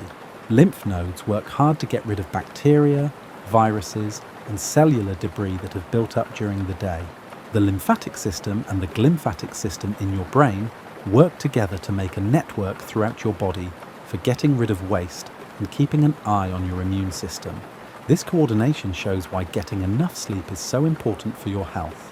Your body's cleaning and repair systems work best when you sleep. During sleep, your bones and muscles get a lot of repair and strengthening. When you do normal daily activities, your muscle fibers get tiny tears. Increased protein synthesis fixes these tears. Growth hormone, which is mostly released during deep sleep, helps muscles grow and heal. When you sleep, blood flow to your muscles increases. This brings in new nutrients and oxygen and takes away metabolic waste products like lactic acid. Your bones also benefit significantly from sleep. Osteoblasts, which are cells that build bone, become more active while you sleep. They add new bone material and keep the density of your bones. Growth hormone and lower levels of cortisol during sleep help this process along. High levels of cortisol can make it harder for bones to form. The rest your body gets during sleep also helps your bones heal from the stress of carrying weight during the day. When you sleep, your joints and connective tissues fix themselves. Your joint's cartilage doesn't have its own blood supply, but it gets nutrients from the pressure and release that happens when you move. When you sleep, your joints are mostly still, which lets cartilage absorb fluids and nutrients more easily. This helps keep your joints healthy and flexible. The intervertebral discs in your spine actually expand during sleep as you lie horizontally. During the day, gravity squeezes these discs, pushing some of the fluid out of them. The discs take in fluid and grow at night when the pressure of gravity is gone. Your spine has actually decompressed while you sleep, which is why you are a little taller in the morning than in the evening. Your reproductive system also follows circadian rhythms that are very similar to sleep. Men's bodies make the most testosterone while they sleep, especially during REM sleep. The most active time for the pulsatile release of luteinizing hormone, which boosts testosterone production, is when you sleep. This is why men usually have the most testosterone in the morning, after a good night's sleep. Sleep patterns also affect the reproductive hormones that control the menstrual cycle in women. Follicle-stimulating hormone and luteinizing hormone are released in a way that follows the body's natural rhythms. Changes in sleep can change these rhythms. This could be why people who work shifts or have chronic sleep problems sometimes have trouble getting pregnant. Your respiratory system keeps doing its important work while you sleep, but it does so in a way that makes it easier to get oxygen and get rid of carbon dioxide. Breathing becomes more regular and efficient while you sleep in NREM. Your brainstem's respiratory centers keep your breathing steady and rhythmic, without any conscious effects that can make waking breathing irregular. During some stages of sleep, your lungs are better at exchanging gases. When you lie down, blood flow to different parts of your lungs changes, which makes ventilation more even and matches airflow to blood flow better. Your respiratory system can keep enough oxygen levels with less work because of this increased efficiency. But when you sleep, your muscles relax, which also affects your airways. When you sleep, the muscles that keep your throat open relax, which can make the airway a little narrower. This is why people snore more when they sleep, and why some people get sleep apnea, which is when their airway gets blocked for a short time while they sleep. There is a special blood supply to your brain that changes in important ways while you sleep. During sleep, the blood-brain barrier, which keeps toxins out of your brain and controls what can get into brain tissue, becomes more open to some helpful substances. This higher permeability makes it easier for nutrients to get to where they need to go and for waste products to be removed more quickly. During REM sleep, blood flow to the brain rises, which helps the high metabolic activity of this sleep stage. The extra blood flow brings in new glucose and oxygen to help with the intense neural processing that happens during REM sleep, and it also helps get rid of the metabolic waste products that come from this activity. The cerebrospinal fluid that surrounds your brain and spinal cord also has a circadian rhythm. The body makes more of this fluid while you sleep, which helps the glymphatic cleaning processes we talked about before. The makeup of cerebrospinal fluid also changes while you sleep. It has different amounts of proteins ions, and other things that help the brain work at night. As the morning gets closer, your body starts the complicated and beautifully timed process of getting ready to wake up. This isn't a sudden change from sleep to wakefulness. It's a slow process that starts about an hour before you naturally wake up and involves dozens of biological systems working together perfectly. The first signs of this awakening process start in your suprachiasmatic nucleus, which is the master clock we talked about at the start of our journey. This tiny clock has been keeping track of the time all night, and when your set sleep time is up, it starts the process of waking you up with the same accuracy it used to help you fall asleep. Your core body temperature, which dropped during the night to help you sleep, starts to slowly rise back to waking levels. This rise in temperature is an active process that includes changes in blood flow, metabolism, and how much heat is made. The warming doesn't happen all at once. It starts an hour before you wake up and goes on until the early morning hours. The first half of the night was when cortisol levels were at their lowest. They start to rise steadily in the morning. Your body naturally raises cortisol levels to give you the energy and alertness you need for the day ahead. This is not a response to stress. Researchers call it the cortisol awakening response, and it gives you a burst of energy that helps you move from sleep to wakefulness. This rise in cortisol happens at just the right time for your own circadian rhythm, and things like how much light you get, how much you exercise, and when you eat can all affect it. People who stick to a regular sleep schedule have stronger and more accurate cortisol awakening responses, which help them feel more awake and energized in the morning. Melatonin levels, which are highest in the middle of the night, start to slowly drop as morning approaches. This drop in melatonin takes away one of the main signs that you're sleepy, which makes other systems that wake you up more noticeable. Light exposure speeds up the drop in melatonin, which is why opening curtains or turning on lights can help you wake up. This morning's symphony also includes other hormones. Thyroid hormones rise to help the body meet the higher metabolic needs of being awake. As your body goes from sleeping, when it needs to heal, to being awake, when it needs to be active, your growth hormone levels go down. The exact timing of these hormones' rises and falls makes the best conditions for waking up. As morning gets closer, your sympathetic nervous system, which is the fight or flight part of your autonomic nervous system, gets more active. This higher sympathetic activity makes your heart beat faster, raises your blood pressure a little, and makes you more alert. The activation is slow and gentle, which is very different from the sudden sympathetic surge you might feel when you wake up to a loud alarm. Light is very important during this morning transition, even if your eyes are closed. Even a little bit of light coming in through your eyelids can tell your brain that it's time to start waking up as the sun rises. There are special cells in your retina called intrinsically photosensitive retinal ganglion cells that are very sensitive to blue light and send signals straight to your suprachiasmatic nucleus. These cells that are sensitive to light don't help you see in the usual way. Instead, they are part of your circadian system. They can see light even when your eyes are mostly closed during sleep. Their signals help reset your circadian rhythms for the next day, making sure that your internal clock stays in sync with the outside world. The gradual rise in light also causes changes in the production of neurotransmitters. As morning comes, serotonin levels, which were low during REM sleep, start to rise. This rise in serotonin helps make you feel better and more awake. The link between light, serotonin, and mood helps us understand why people often feel better on sunny days, and why light therapy can help with seasonal depression. As you get ready to wake up, your brain's neurotransmitter systems go through a carefully planned rebalancing. The neurotransmitters that were blocked during REM sleep, such as norepinephrine, serotonin, and histamine, start to rise again. These chemicals help you wake up, feel better, and think more clearly. Dopamine, a neurotransmitter that makes you want to do things and get rewards, also goes up as you get closer to waking up. This rise in dopamine gives you the drive to get up and interact with the world instead of just staying in bed and sleeping. The process of waking up involves a carefully planned rise in brain activity, but this rise follows a certain pattern. The brainstem arousal systems, which control basic wakefulness, are the first to turn on. Then the thalamus, which sends sensory information to the cortex, starts to work normally again.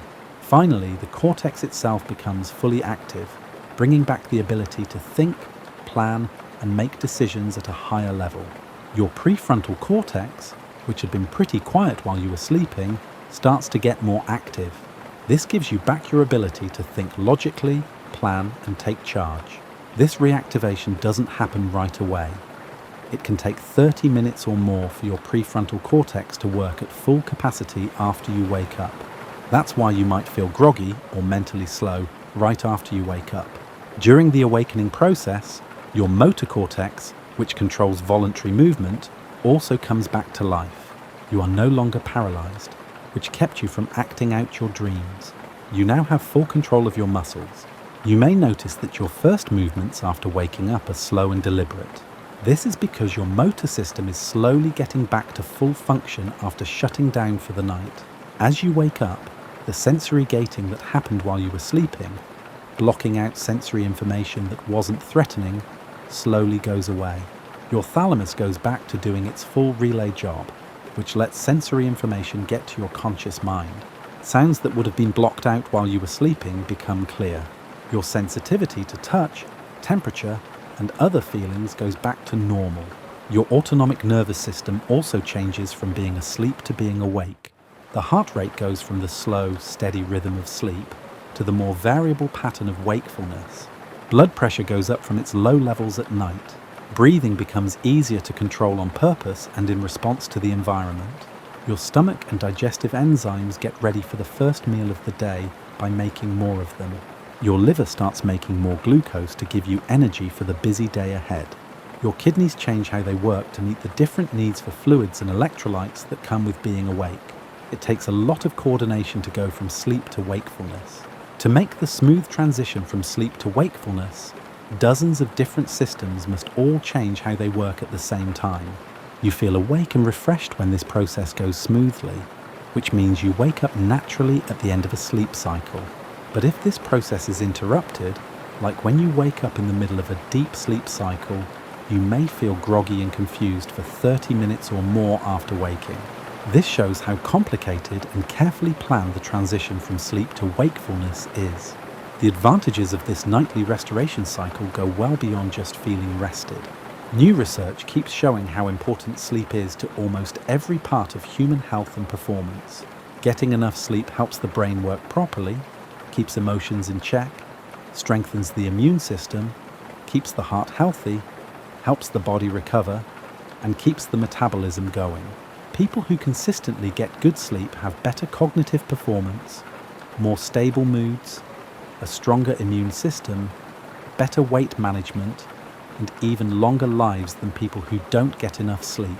Sleep changes how your genes are expressed, which means which genes are turned on or off in different cells in your body.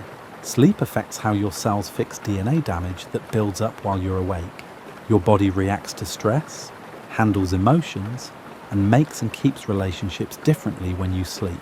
Sleep research keeps showing links between how well we sleep and almost every part of our health that we can measure. Sleep has an effect on hormone levels, the immune system, metabolism, heart health, mental health, cognitive performance, and even the process of aging. People who get enough sleep make better choices, are more creative and innovative, have better relationships, and do more good things for their communities. Sleep is not only important for our own health, but it is also necessary for society to work properly.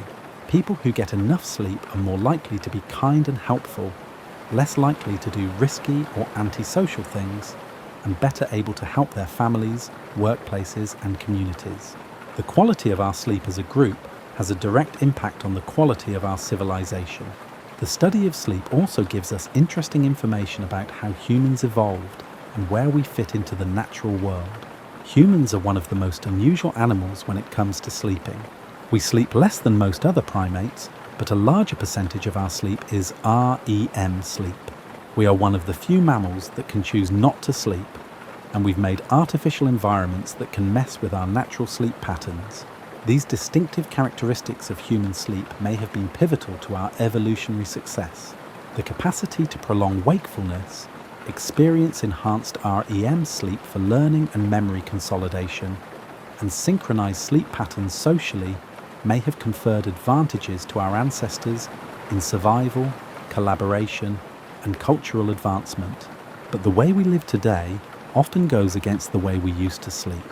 Artificial light, irregular schedules, electronic devices, and a society that never sleeps can all mess up the natural rhythms that have helped people sleep well for thousands of years. As we build more and more complicated technological environments, it becomes more and more important to understand these disruptions and find ways to work with our natural biology instead of against it. There are many exciting things that could happen in sleep research in the future.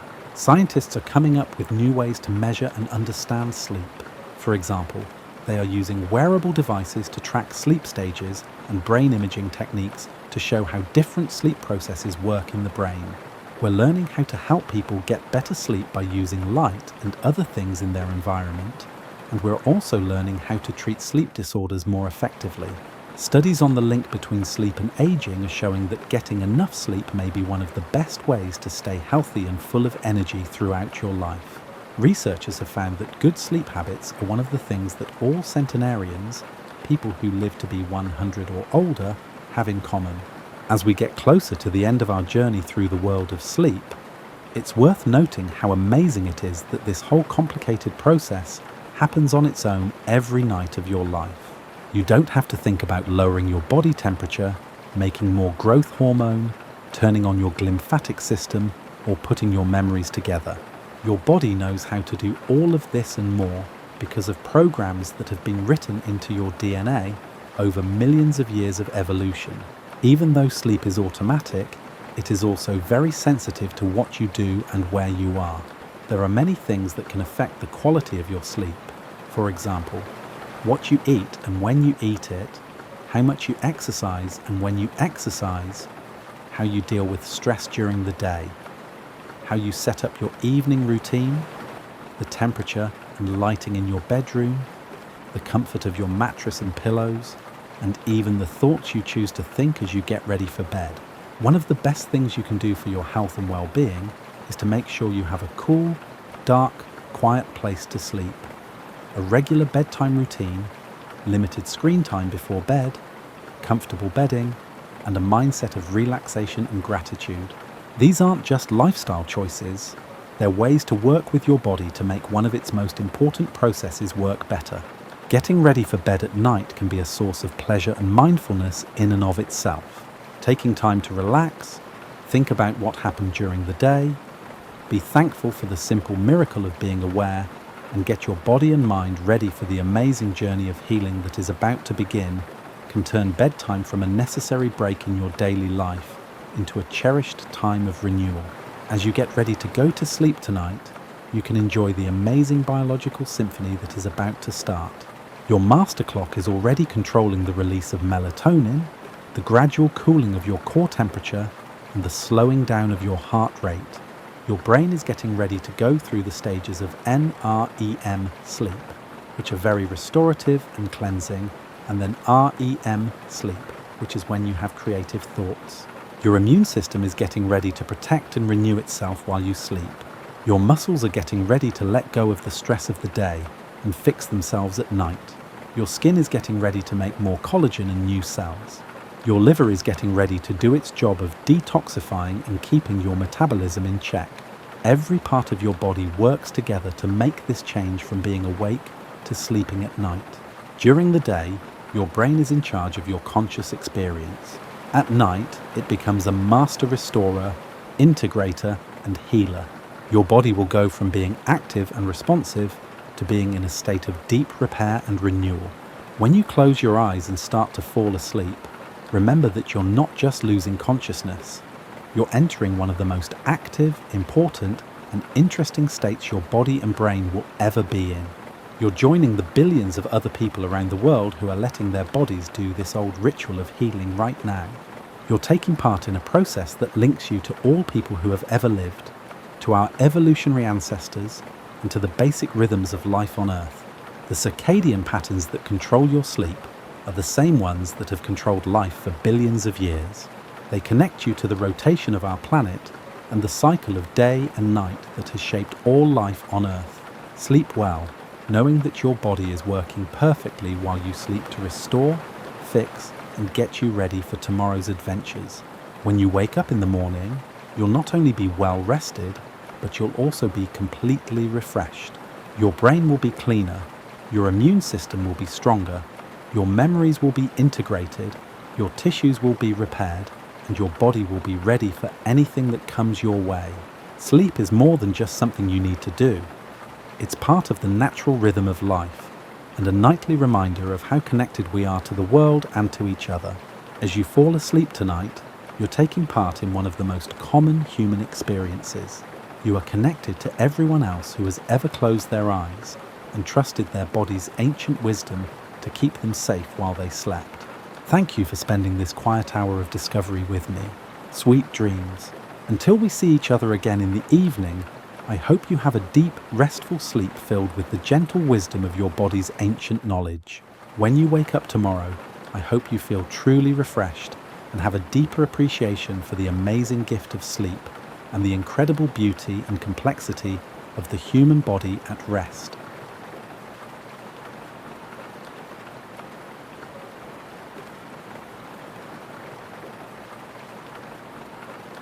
We'll be following the quiet, steady path that your blood takes through your body tonight.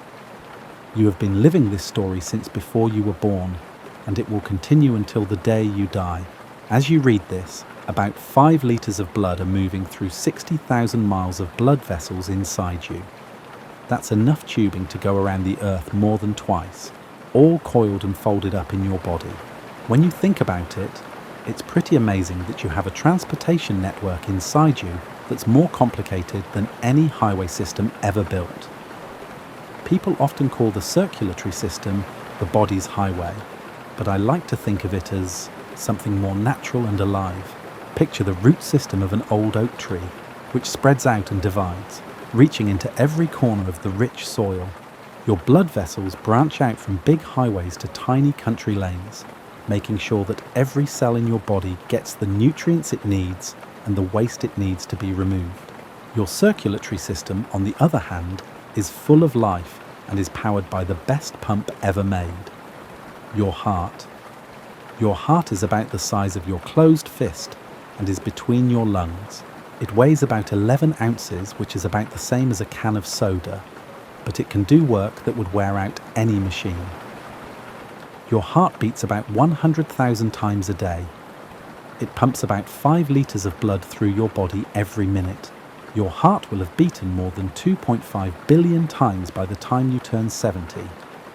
It will never take a coffee break, call in sick, or ask for overtime pay. You might never meet a more dedicated worker than this one. The way your heart is built is both simple and very complicated. Imagine a house with 4 rooms, 2 on the first floor and 2 on the second. The Latin word for entrance hall is atria, which is what the upstairs rooms are called. These are the chambers that receive blood after it has travelled through your body. The right atrium receives blood that has already given oxygen to your tissues and is now carrying carbon dioxide, which is a waste product of cellular activity. The left atrium gets blood that has just been oxygenated in your lungs. It is bright red and ready for another trip. The ventricles, which are the strong pumping rooms of your heart, are below these receiving chambers.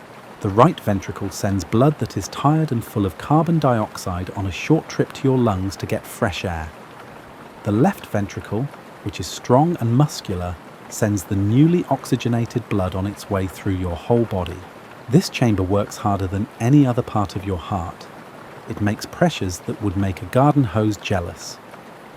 The walls of these rooms tell a story of perfect engineering. Myocardium is the name for the heart muscle. It is different from all the other muscles in your body. It combines the strength of skeletal muscle with the endless endurance of smooth muscle to make a tissue that can contract strongly and rhythmically for decades without stopping. The muscle fibers are arranged in complicated spirals, which lets the heart wring out blood like a washcloth being twisted. This makes each contraction more effective. Heart valves, which are like locks in a canal system, keep blood from flowing in both directions between these chambers. The three delicate flaps of the tricuspid valve protect the opening from the right atrium to the right ventricle. Each flap is attached to small strings called chordae tendineae, which are then attached to small muscles called papillary muscles. These parts work together like a complicated puppet system to make sure the valve opens and closes at the right times. The pulmonary valve opens so that blood can flow to your lungs. This valve has three cup-shaped cusps that catch blood that is trying to flow backward and snap shut with amazing accuracy.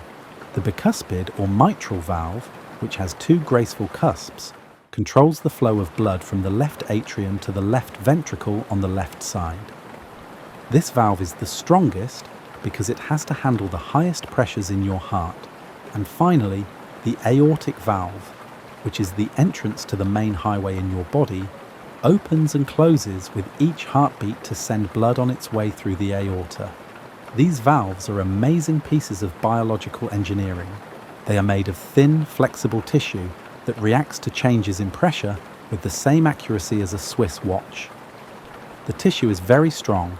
It can open and close more than 2 billion times in a person's lifetime without getting worn out. They open when there is a lot of pressure behind them. When the pressure changes, they snap shut, making the sound of your heartbeat, which is the sound of lub-dub. The lub is the sound of the ventricles contracting and the tricuspid and mitral valves closing. The dub sound is made when the pulmonary and aortic valves close and the ventricles relax. It's a percussion section that never misses a beat, and the rhythm section has been playing your own symphony since before you were born. The electrical system that keeps your heart beating is probably even more amazing than the mechanical pumping. The sinoatrial node is a small group of specialized cells in the right atrium that act as a built-in pacemaker for your heart. These cells make electrical impulses on their own about 70 times a minute, which is what makes your heart beat. The impulse spreads through both atria like ripples on a pond, making them all contract at the same time. The electrical signal then hits the atrioventricular node, where it stops for a short time. This gives the atria time to finish emptying before the ventricles start to contract strongly. The signal then travels quickly down specialized conducting fibers known as the bundle of His, spreading quickly through both ventricles to coordinate their contraction from the bottom up, pushing blood toward the exit valves. This electrical system can change its rhythm to fit what your body needs. When you work out, your sympathetic nervous system releases hormones that speed up the pacemaker. The parasympathetic nervous system slows it down while you sleep. Your heart also reacts to feelings. The rhythm of your heartbeat changes when you're excited, scared, or in love. Let's start our journey with a single drop of blood going back to your heart. This drop is like a little red taxi that just dropped off a package in your left big toe. Now it's full of carbon dioxide and other cellular waste. It's tired from working, but it's on its way home through the huge network of veins. The vena cava, one of the great veins, brings our drop into your right atrium. The superior vena cava brings blood from your head, arms, and upper chest. The inferior vena cava brings blood from your abdomen, pelvis, and legs. The right atrium is like a calm pool where blood that is coming back collects and waits. The walls are thin and can stretch to fit different amounts of blood that are coming back.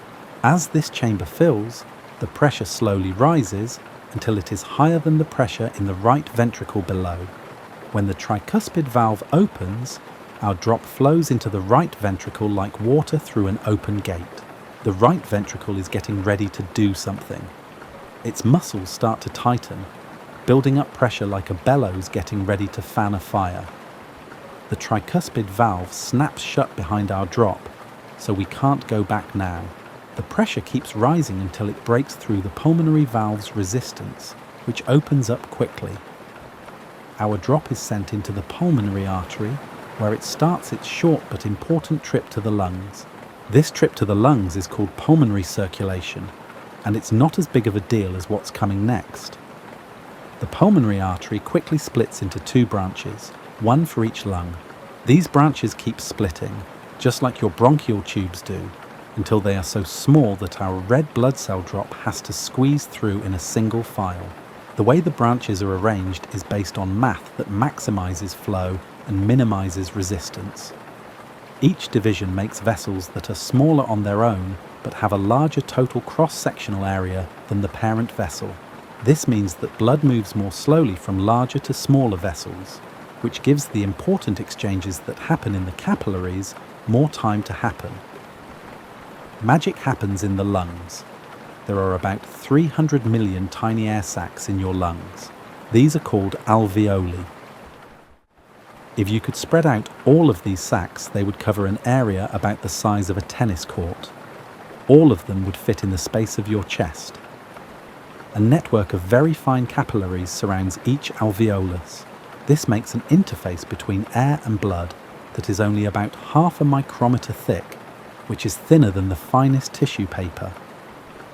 In these tiny spaces, our tired blood meets fresh oxygen from the air you've just breathed. The exchange that happens here is both simple and deep. The carbon dioxide that our drop has been carrying goes through the thin walls of the capillary and into the airspace of the alveolus. At the same time, oxygen molecules move in the opposite direction and attach to the hemoglobin in our red blood cells. It's like a dance that has been perfectly planned, with molecules switching partners at just the right time. The difference in gas concentration on either side of the membrane is what makes this exchange happen. Because there is more carbon dioxide in the blood than in the air, it naturally moves from blood to air.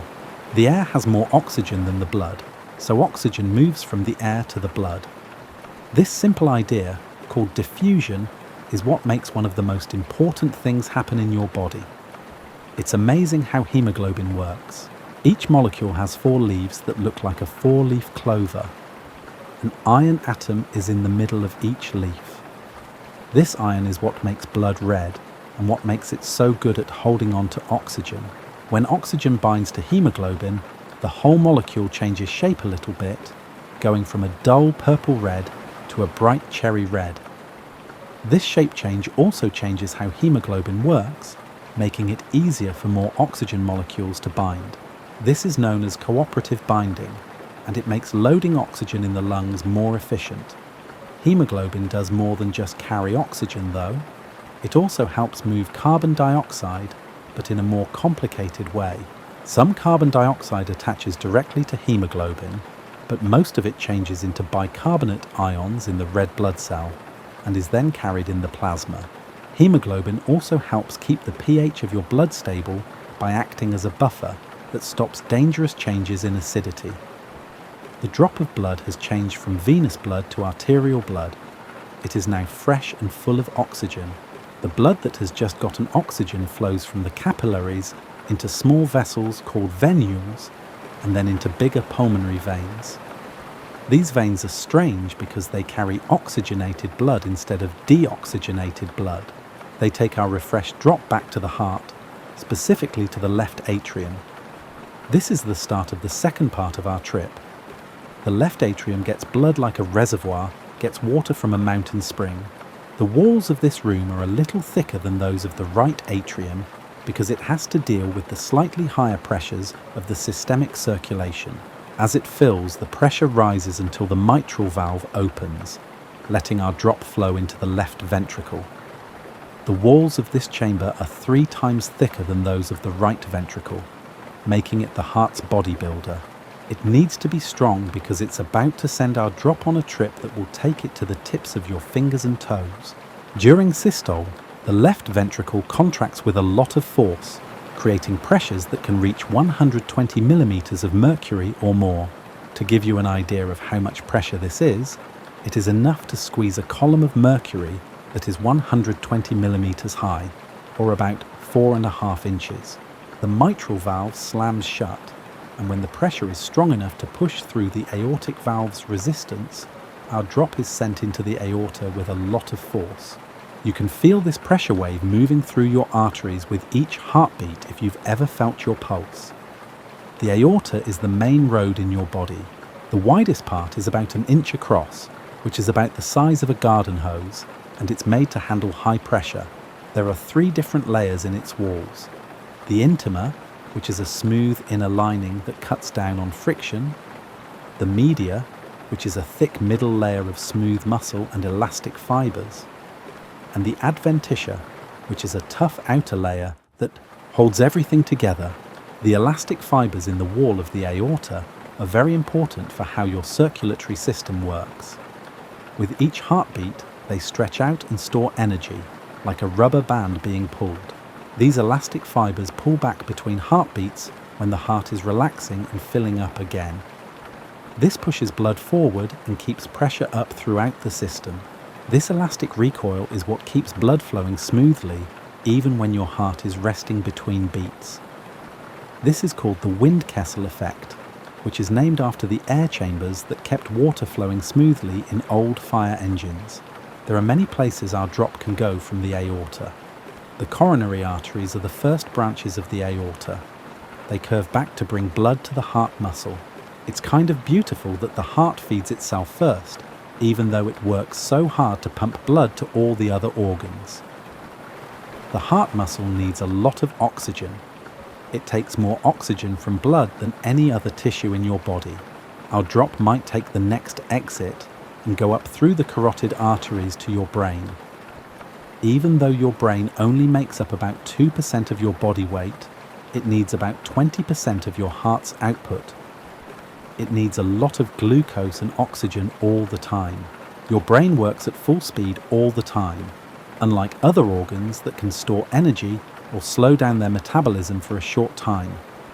This means that it needs a steady flow of blood to work properly. The blood vessels in your brain are unique because they are surrounded by the blood-brain barrier, a selective membrane that keeps harmful substances out while letting nutrients in. The cells that line the brain's capillaries are tightly joined, which creates a selective filter that keeps toxins out while letting in glucose, oxygen, and other important molecules. There are some amazing backup systems in the blood supply to your brain. The circle of Willis is a ring of arteries at the base of your brain that gives blood flow a different path if one of the main arteries gets blocked. This backup is very important because brain cells start to die within minutes if they don't get enough oxygen. Having more than one way for blood to flow is a good way to protect against stroke, or maybe our drop will go a different way, down the descending aorta towards your abdominal organs. The celiac axis and superior mesenteric artery make up the first big branch that goes to your stomach, small intestine, liver, and pancreas. After you eat, these organs get more blood flow to help with digestion and absorption. Your kidneys need a lot of blood flow. They get about 25% of the blood that your heart pumps, even though they only make up about 1% of your body weight. They filter your blood and keep the chemicals in your body in the right balance so you can live. There are about 1 million tiny filtering units in each kidney. These are called nephrons, and they each have their own blood supply, which is a group of capillaries called a glomerulus.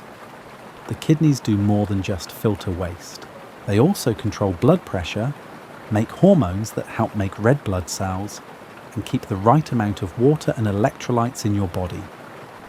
You can change how much blood flows through your kidneys based on what your body needs.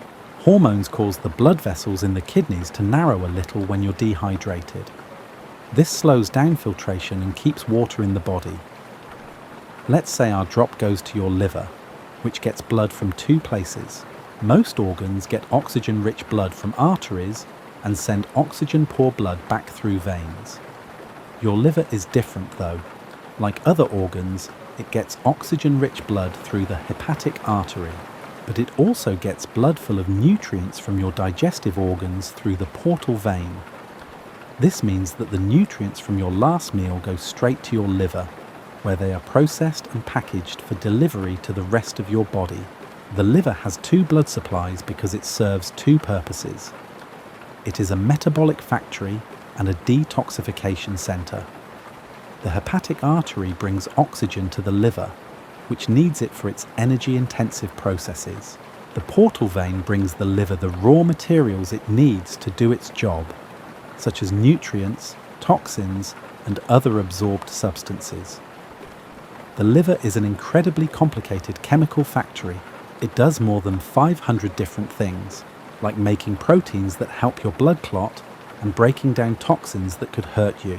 As our drop of blood goes through the liver's sinusoids, which are special capillaries that let blood and liver cells get close to each other, it might pick up proteins that have just been made, drop off toxins to be processed, or pick up glucose that has been changed from stored glycogen. It's amazing how well the liver can heal itself. It can grow back completely from as little as 25% of its original size. This ability to regenerate shows how important the liver is. Your body can't live without it, so evolution has given us this amazing backup system. Our drop keeps going from the liver, maybe going through the femoral artery to the muscles in your legs. These muscles have been working hard to break down glucose and make carbon dioxide and other waste products if you've been walking or working out. The change from big arteries to small capillaries happens slowly, through smaller vessels called arterioles. Your circulatory system's arterioles are like traffic cops. These tiny blood vessels, which you can't see with the naked eye, but are very important for circulation, can open and close to control blood flow to different tissues. Smooth muscle cells line them and respond to nerve impulses, hormones, and local chemical messengers to change the flow of blood as needed. The capillaries in your muscles are set up in networks that can get bigger or smaller, depending on how much blood they need. When you rest, a lot of these capillaries are closed, and blood moves through the tissue more directly through thoroughfare channels. But when your muscles need more oxygen and nutrients, these capillary beds open up wide, letting a lot more blood flow. During intense exercise, this can make blood flow to muscles more than 20 times faster. The exchange that happens in muscle capillaries is the opposite of what happens in your lungs. The oxygen in our blood goes to muscle cells, where it will be used in the mitochondria, which are like cellular furnaces, to burn glucose and make energy. The process is very effective. It captures about 40% of the energy in glucose as usable cellular energy, and the rest turns into heat that keeps your body temperature stable. Carbon dioxide and other waste products leave the muscle cells and enter our blood. As arterial blood gives up its oxygen, it slowly changes from bright red to darker purple red. But this change in colour only tells part of the story. The blood also picks up metabolic acids that could be harmful if they build up, lactate from hard muscle work, and other cellular waste products. The walls of the capillaries are very thin, only one cell thick, to make these exchanges easier. But they're not just barriers that don't do anything. The cells that line capillaries actively control what goes through them by opening and closing gaps between cells to control the movement of bigger molecules. They can also make things that change the size of blood vessels, blood clotting, and inflammation. As our drop moves through the capillary networks, it eventually enters small vessels called venules, which are then followed by bigger veins. The arterial system and the venous system are very different from each other. Arteries are thick-walled and muscular, which makes them good at handling high pressure. Veins, on the other hand, are thin-walled and flexible, which makes them good at handling large amounts of blood at low pressure. About 60% of your blood volume is in your veins at any given time. These veins act as a reservoir that can be moved when needed. This venous reservoir is very important when you are under stress or lose blood. For example, when you give blood, your body quickly moves blood from this venous pool to keep blood flowing to important organs. Without you even realizing it, the veins can contract slightly to make less room for blood and push more blood back toward the heart. Veins have a tough job, especially the ones in your legs. They have to move blood up against gravity. They have one-way valves, which work like locks in a canal system to make this happen. These valves let blood flow toward your heart, but not back toward your body. The valves are fragile structures made up of two cup-shaped leaflets that come together in the middle when blood tries to flow back. The muscles in your legs help squeeze the veins when you walk, which pushes blood up from one valve to the next. This muscle pump is so strong that it can make pressures that are higher than those made by your heart. This is why sitting or standing for a long time can be bad for you. Without muscle contractions to help pump blood back to your heart, it can pool in your legs, making them swell and hurt. There are also some interesting changes in the venous system. The walls of the veins in your legs are thick and muscular, and they can contract to help push blood up. The veins in your stomach make a network that can stretch to hold a lot of blood when necessary. The veins that drain your brain don't have any valves. Instead, they rely on the negative pressure created by breathing and the pumping action of cerebrospinal fluid. Our tired drop of blood, which is now full of carbon dioxide and waste, slowly makes its way back to your heart through veins that get bigger and bigger. The blood moves more slowly through the veins than through the arteries. This gives the blood more time to exchange heat and lets the body deal with and buffer the waste products. The superior and inferior vena cava are the biggest of these veins. They send blood back to the right atrium where our journey started. The superior vena cava takes blood from your head, neck, arms, and upper chest, while the inferior vena cava takes blood from the rest of your body. These big veins are like rivers that form when many smaller streams come together. Each stream carries blood from a different part of your body. It usually takes about a minute for our drop to go all the way around your body. But this is only one of the many ways to get there. Your circulatory system is a complex network with lots of branching paths, not just a simple loop. Blood can take shortcuts through different connections between vessels, spend different amounts of time in different organs, or even skip some organs altogether in some situations. The story goes on. This 1 minute trip will happen again and again, with some changes for the rest of your life. Sometimes our drop might go through your kidneys to get filtered more. After a meal, it might spend more time in your digestive organs at other times to help move the nutrients it has just absorbed. If you have an infection, it might stay in your lymph nodes or spleen, where immune cells are fighting off the germs. Your circulatory system is very flexible. When you stand up quickly, sensors in your blood vessels notice the sudden change in pressure and tell your heart to beat faster and your vessels to tighten a little bit to keep blood flowing to your brain. This reaction happens in a matter of seconds, so you won't faint when you get up quickly. The changes are even bigger when you work out. Your heart rate can go from 60 to 70 beats per minute at rest to 150 or more beats per minute. Blood is sent to your working muscles instead of your less active organs. You take deeper breaths to get more oxygen. The blood vessels in your skin open up to help cool down the heat that your muscles make. Your nervous and endocrine systems work together to make all of these changes happen so that your body can handle more physical activity. When you're cold, your body tries to keep heat by sending less blood to your skin.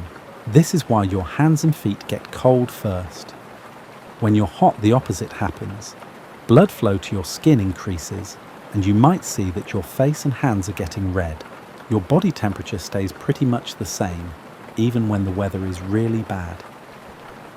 Angiogenesis is the process by which your body can make new blood vessels when it needs to. When a blood vessel gets blocked, smaller vessels can slowly grow larger to let blood flow through them. New capillaries grow as a result of chemical signals from tissues that need more blood. It's like your blood vessels making their own detours around traffic jams. The human body is very strong because it can adapt to many different situations. If the collateral circulation has had time to grow, people can live with big blockages in their main arteries. The body's ability to move blood around obstacles shows how redundant the system is. Blood is much more than just a fluid that moves things around. It's a complicated tissue in liquid form that carries hormones that control activities in your body, immune cells that protect you from disease, and platelets that can quickly seal any leaks in the system. Your blood also serves as a communication network, sending chemical signals from one organ to another. The makeup of blood is very carefully controlled. The liquid part is about 55% plasma, and the cellular parts make up about 45%. The hematocrit is the ratio of blood cells to plasma. It can change a little depending on your health, where you live, and how active you are. For example, when you are at a high altitude, your body makes more red blood cells to make up for the fact that the air has less oxygen. Erythrocytes, or red blood cells, make up the vast majority of the cells in blood. The cells in the human body that are unique are the ones that don't have a nucleus. They have given up their cellular headquarters so that hemoglobin can have more room. This gives them their unique biconcave disc shape, which has the most surface area for gas exchange and lets them squeeze through the smallest capillaries. Your spleen will recycle a red blood cell after it has made this trip through your circulatory system about 3,000 times. Red blood cells only live for about 120 days, so your bone marrow has to keep making new ones to replace the ones that die. Erythropoiesis is the name of this process, and it makes about 2 million new red blood cells every second. Leukocytes, or white blood cells, are just as important as red blood cells, even though there are fewer of them. They're like the police for your body, patrolling your blood and tissues to look for signs of invasion or problems inside. There are many kinds of white blood cells, and each one has a different job. Neutrophils are the immune system's first line of defense. They're like the police officers who patrol your blood and are always ready to respond to an injury or infection. They can get to trouble spots by squeezing through the walls of capillaries and crawling through tissues. Once they get there, they eat and kill bacteria and other threats. B cells, which make antibodies, and T cells, which coordinate immune responses and attack infected cells directly, are both types of lymphocytes. These cells have amazing memories. Once they have seen a threat, they can recognize it again years later and respond quickly. This is what makes us immune and why vaccines work. Monocytes are the big machines that make your immune system work.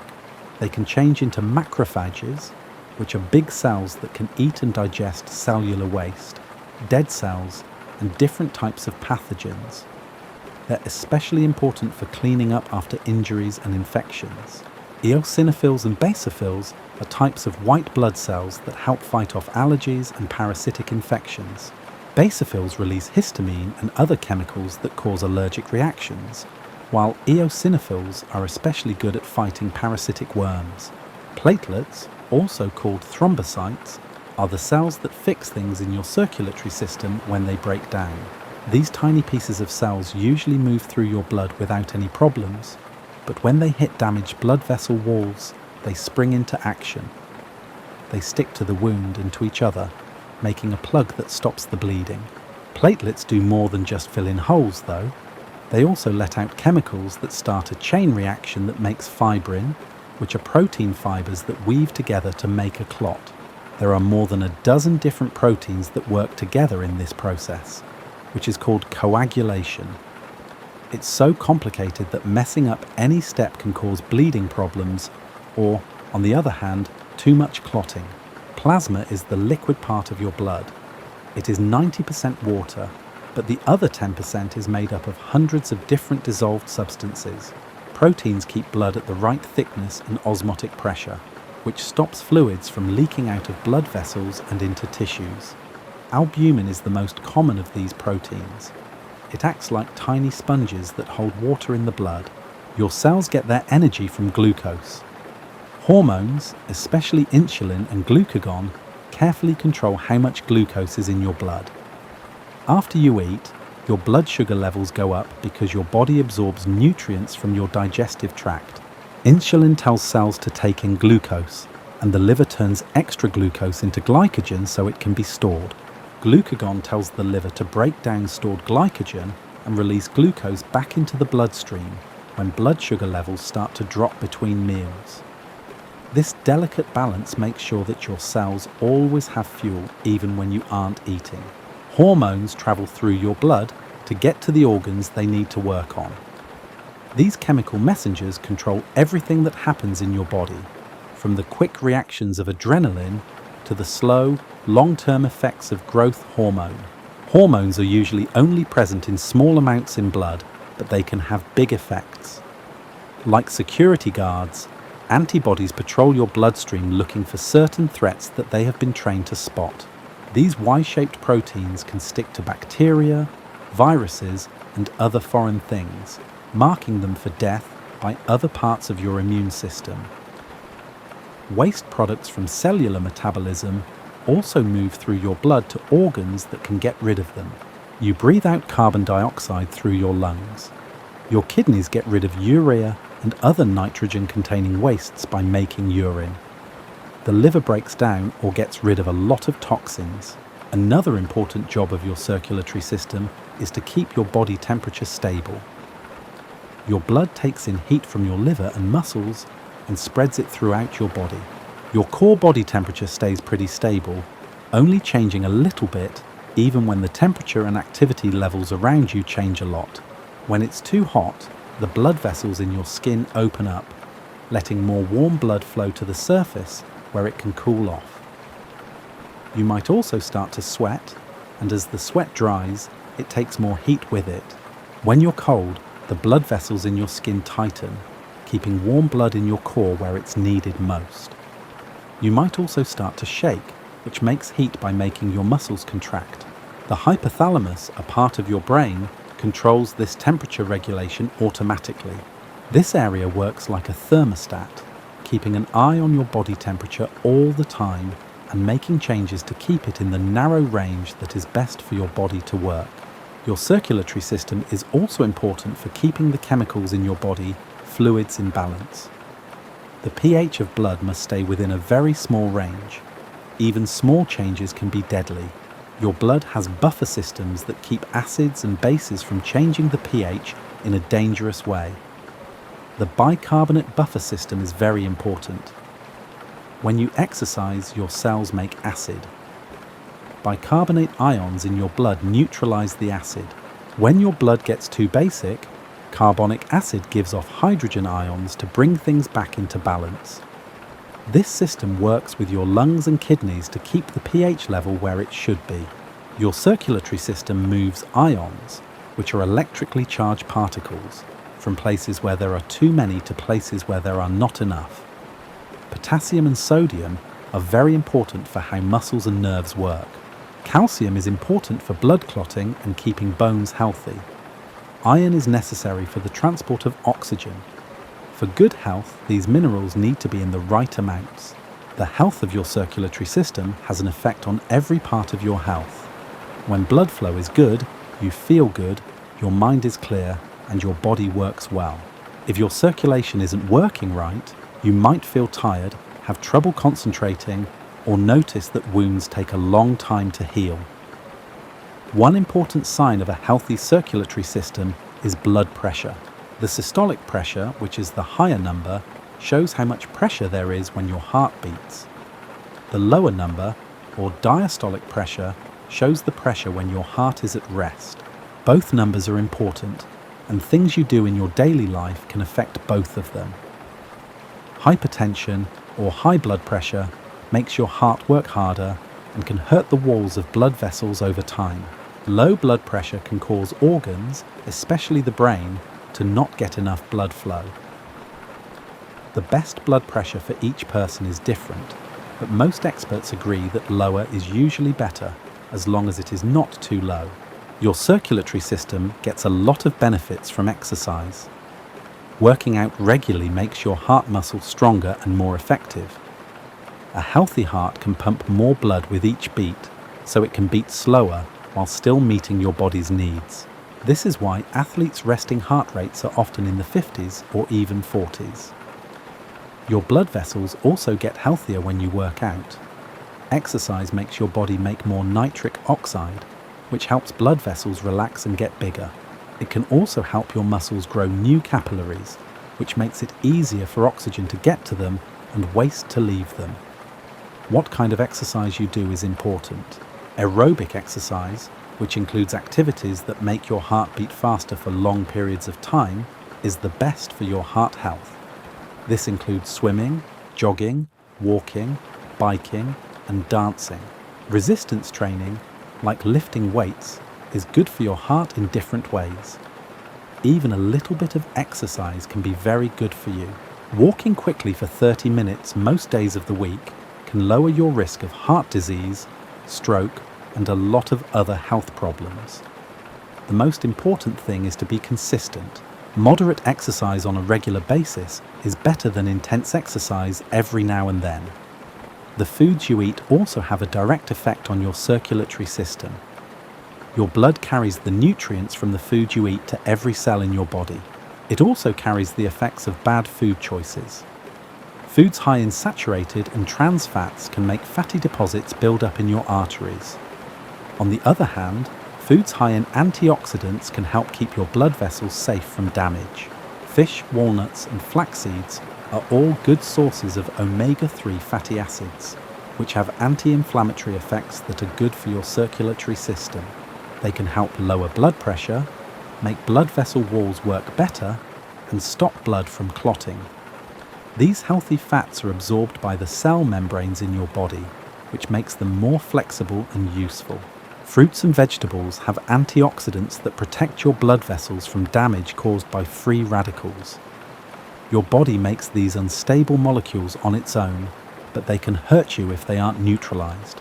Vitamins C and E, as well as flavonoids and carotenoids, are all good for your blood vessels. Whole grains, fruits and vegetables all have fiber in them, which can help lower cholesterol levels in your blood. Soluble fiber sticks to cholesterol in your digestive tract, which stops it from being absorbed. This makes your liver use up cholesterol that it has stored to make bile acids, which lowers the amount of cholesterol in your blood. Many people have high blood pressure because they eat too much salt. When you eat too much sodium, your kidneys hold on to more water to dilute it, which raises blood volume and pressure. Cutting back on salt can help lower blood pressure, especially in people who are sensitive to salt. Stress also has a big effect on your circulation. When you're under a lot of stress for a long time, your sympathetic nervous system stays active, which can cause your blood pressure and heart rate to stay high. Stress hormones like cortisol and adrenaline make blood vessels narrow and make the heart work harder. This long-term activation can lead to heart disease over time. Finding ways to relax, like meditation, deep breathing, or just making sure you get enough sleep, can have a positive effect on your heart health. When you relax, your parasympathetic nervous system takes over. This slows your heart rate, lowers your blood pressure, and makes your circulatory system work better. Sleep is very important for the health of your heart and blood vessels. When you are in deep sleep, your heart rate and blood pressure drop naturally. This gives your cardiovascular system a chance to rest and heal.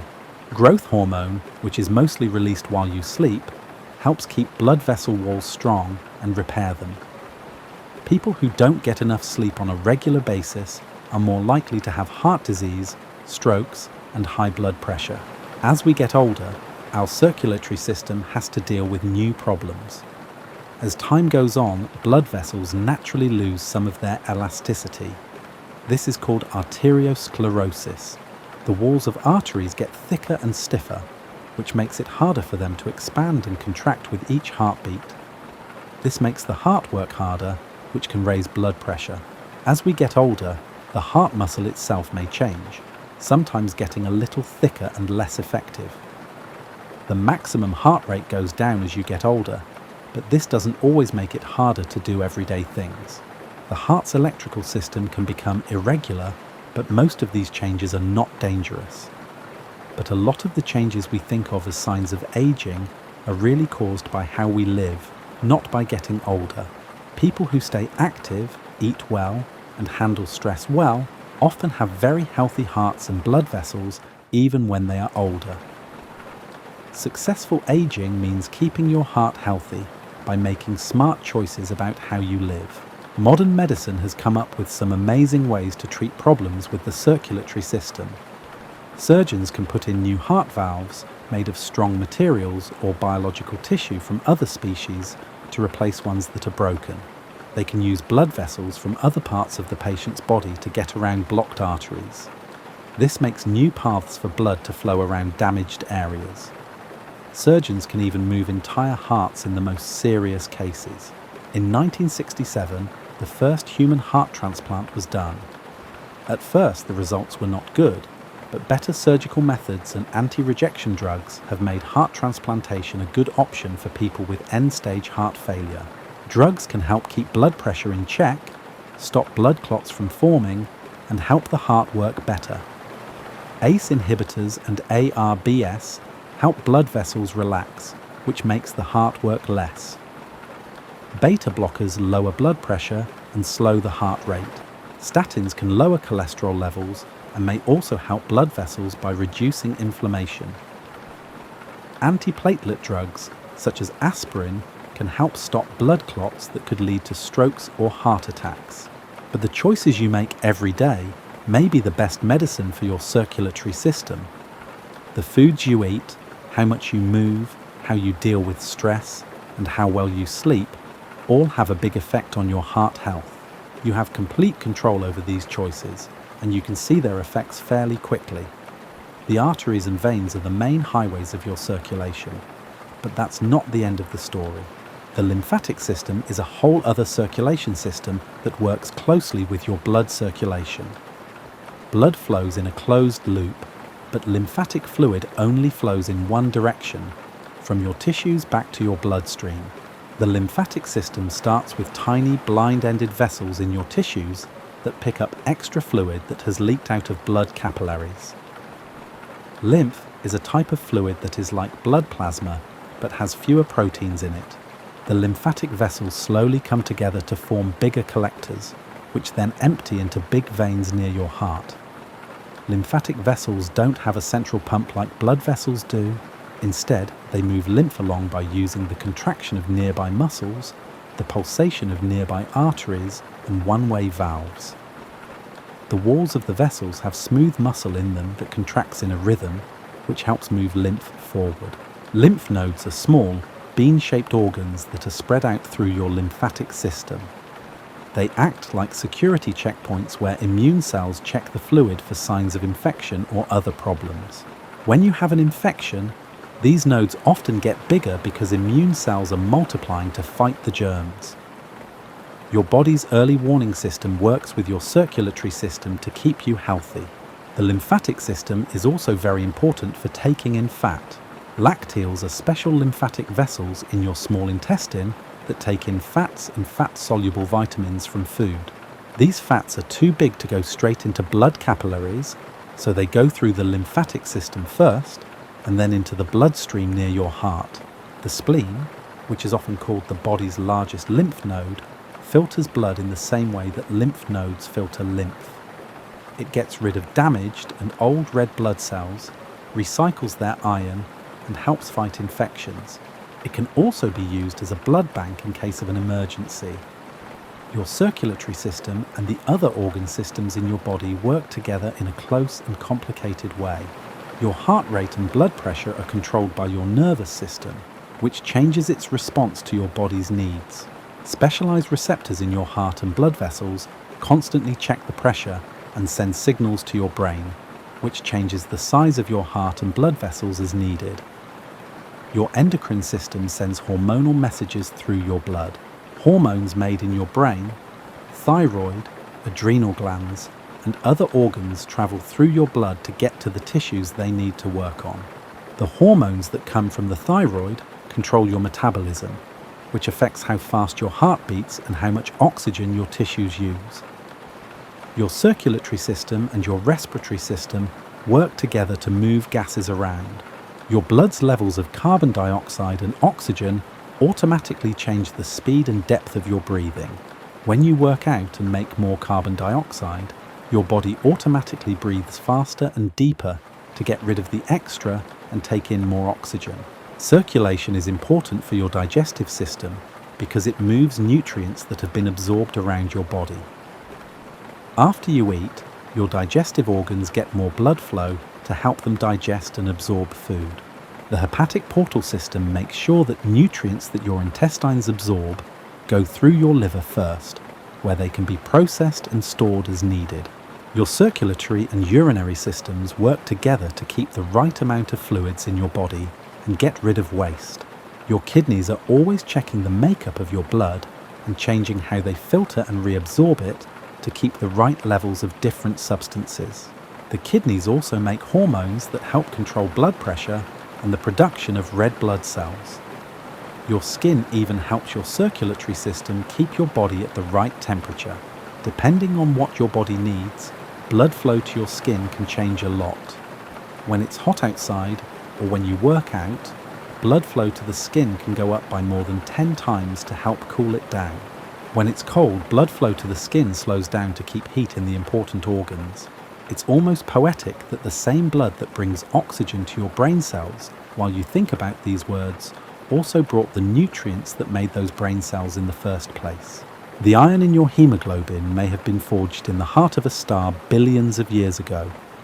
It now helps keep you alive by moving oxygen through your body. This view of the universe reminds us that we are all connected, not just to each other but also to the universe itself. When stars died, they spread out into space all of the calcium in your bones, the phosphorus in your DNA, and the oxygen you breathe.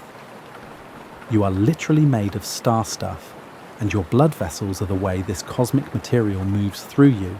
Your blood also links you to your evolutionary history. The amount of salt in your blood is similar to that in ancient seas, which reminds us of where we came from. Many of the proteins in your blood are like those in other vertebrates, which shows that we all evolved from the same ancestors. Your heart has 4 chambers, and your pulmonary and systemic circulations are separate. This basic design is the same as that of other mammals and has been improved over millions of years of evolution. The story of circulation is also a story of finding things out. For most of history, people didn't know how blood flowed through the body. Doctors in ancient times thought that tissues ate blood and that it had to be replaced all the time. William Harvey didn't correctly describe how blood flows until 1628. He showed that blood flows in a closed loop and that the same blood is recycled through the body over and over again. Harvey's discovery changed medicine and biology forever. It showed that the body worked like a machine and could be studied and understood by carefully watching and testing things. This mechanistic view of the body was the basis for modern medicine and physiology. Later discoveries showed how blood vessels are made up of tiny parts, how the lymphatic system works, and how circulation is controlled by a number of different systems. Scientists could see capillaries for the first time and watch blood cells move through them thanks to the microscope. New ways to measure blood pressure, listen to heart sounds, and see blood vessels have given us new ways to learn about heart health and disease. We can see your circulatory system in amazing detail today, thanks to advanced imaging methods. Echocardiography uses sound waves to make pictures of your heart that move. Angiography uses X-rays and contrast dyes to show blood vessels. MRI can show how blood flows through vessels without having to do any surgery. These tools let doctors find and treat heart problems with an accuracy that has never been seen before. More and more research is showing us new things about how the heart works. Researchers have found that blood vessels change their own size by making things like nitric oxide. They found out that inflammation is a big part of how atherosclerosis forms. They found genes that change the risk of heart disease and are working on new treatments based on this genetic knowledge. Regenerative medicine has the potential to fix damaged hearts and blood vessels. Scientists are trying to grow new heart muscle from stem cells, make fake blood vessels out of materials that break down over time, and even build mechanical hearts that could permanently replace failing natural hearts. As you lie here tonight and listen to these words, your heart is beating steadily in your chest. Your blood is flowing quietly through miles of vessels, and millions of cells are exchanging information every second. It's a symphony of life going on inside you, a work of biological engineering that keeps going whether you're awake or asleep, thinking about it or not. One of the most reliable things in your life is the quiet flow of your blood. It started before you were born, when your tiny heart started beating about 3 weeks into your pregnancy. It has stayed with you through every joy and sorrow, every victory and failure, and every moment of love and loss. It will go on until the end of your life, when your heart stops beating and the great circulation comes to a stop. Your circulatory system has helped you grow and develop since you were a child. It has changed to meet the needs of adolescence, when growth spurts required more blood flow to tissues that were growing quickly. It has helped you through the activities and stresses of being an adult, changing how it works to meet your needs. Your circulation might tell stories about late nights when it worked harder to keep you awake, stressful times when it raced with worry, and happy times when it carried the hormones of happiness through your body. It might talk about the food it has moved, the toxins it has helped get rid of, and the infections it has helped fight. Your blood has been a silent witness to your life, holding the chemical traces of every meal you've eaten, every breath you've taken, and every emotion you've felt. It has been the way your body has talked to itself, the river that has linked every cell to every other cell. As you get ready for bed tonight, take a moment to think about how amazing this system is. Put your hand over your heart and feel how steady it is. This rhythm has been with you since you were a baby, and it will always be with you. You can feel the pulse in your wrist, which is proof that pressure waves are moving through your arteries with each heartbeat. As you rest, billions of red blood cells are traveling through your body, carrying the oxygen that will fuel your dreams. Each of these cells is like a tiny delivery truck, carrying important cargo along ancient routes that have been mapped out and improved over millions of years of evolution. Think about how simple and elegant the system is. A pump that fits in your hand can move fluid through thousands of miles of tubing and reach every part of your body. Consider how perfectly your heart, blood vessels, lungs, and kidneys all work together to keep you alive.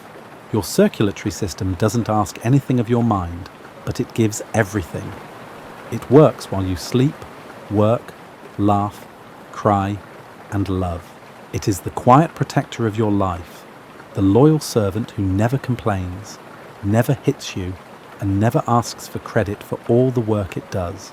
Your circulatory system is a great example of the qualities we all want to have as people: reliability, dedication, flexibility, and serving others without expecting anything in return.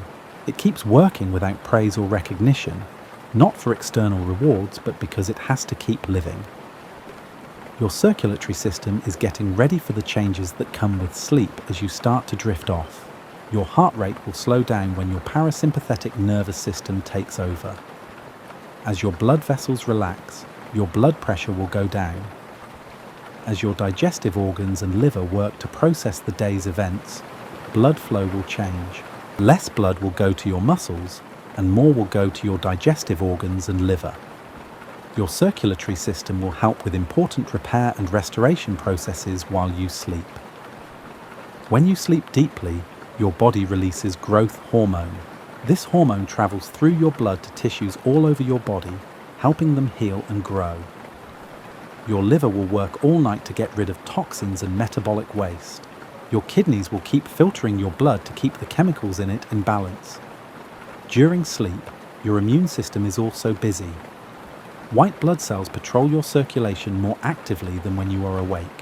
When you sleep, your body fights infections best. Wounds heal fastest, and memories are stored and made stronger. Your circulation is what brings nutrients to your body, takes away waste, and keeps everything in your body working together. Your circulation will help you have the dreams you have tonight. The neurons in your brain that make up the rich tapestry of dream images need a steady supply of glucose and oxygen, which blood flow provides even while you sleep. The neurotransmitters that send messages between brain cells move short distances through the fluid between cells, but they need circulation to get the materials they need to make them. Your circulatory system will be ready to help you get through another day of activity when you wake up tomorrow. As you wake up, blood flow that was redirected while you were sleeping will go back to your muscles. Your heart rate will rise to meet the needs of waking life. Stress hormones that keep you awake will move through your blood to the organs they need to reach. Sleep well tonight, knowing that your amazing circulatory system will keep doing its job while you sleep, getting your body ready for tomorrow's adventures and keeping the delicate balance that keeps you alive and healthy. Your blood will have delivered fresh nutrients to every cell, carried away the waste products of the day's activities, and kept the chemical balance that lets you think, feel, and be. You'll wake up feeling refreshed. Blood moving through your body is more than just a mechanical process. It's what keeps you alive. It links all of your parts together, making a single whole out of billions of cells. Your circulation is like a thread that holds your life together. It is like a river that flows through your body. As you drift off to sleep, keep in mind that you are part of a chain of circulation that has been going on since the first complex life forms on Earth. Hundreds of millions of years ago, the first hearts beat and set the pattern for your heart to follow tonight. You have the knowledge of many generations inside you. The experience of evolution is written into the very structure of your cells and organs. Your blood flow links you to both your past and your future. The nutrients that are in your blood right now will help make new cells tomorrow. The waste products that are being taken away will make room for new growth and renewal. Your circulatory system protects your current self and shapes your future self. Good night, and thank you for coming along on this calm trip through the quiet highways of your circulatory system. Until we meet again to peacefully explore the wonders inside you, sleep well knowing that your blood flows on, carrying with it the essence of life itself. Your circulation continues its ancient dance through the night, which is a quiet miracle.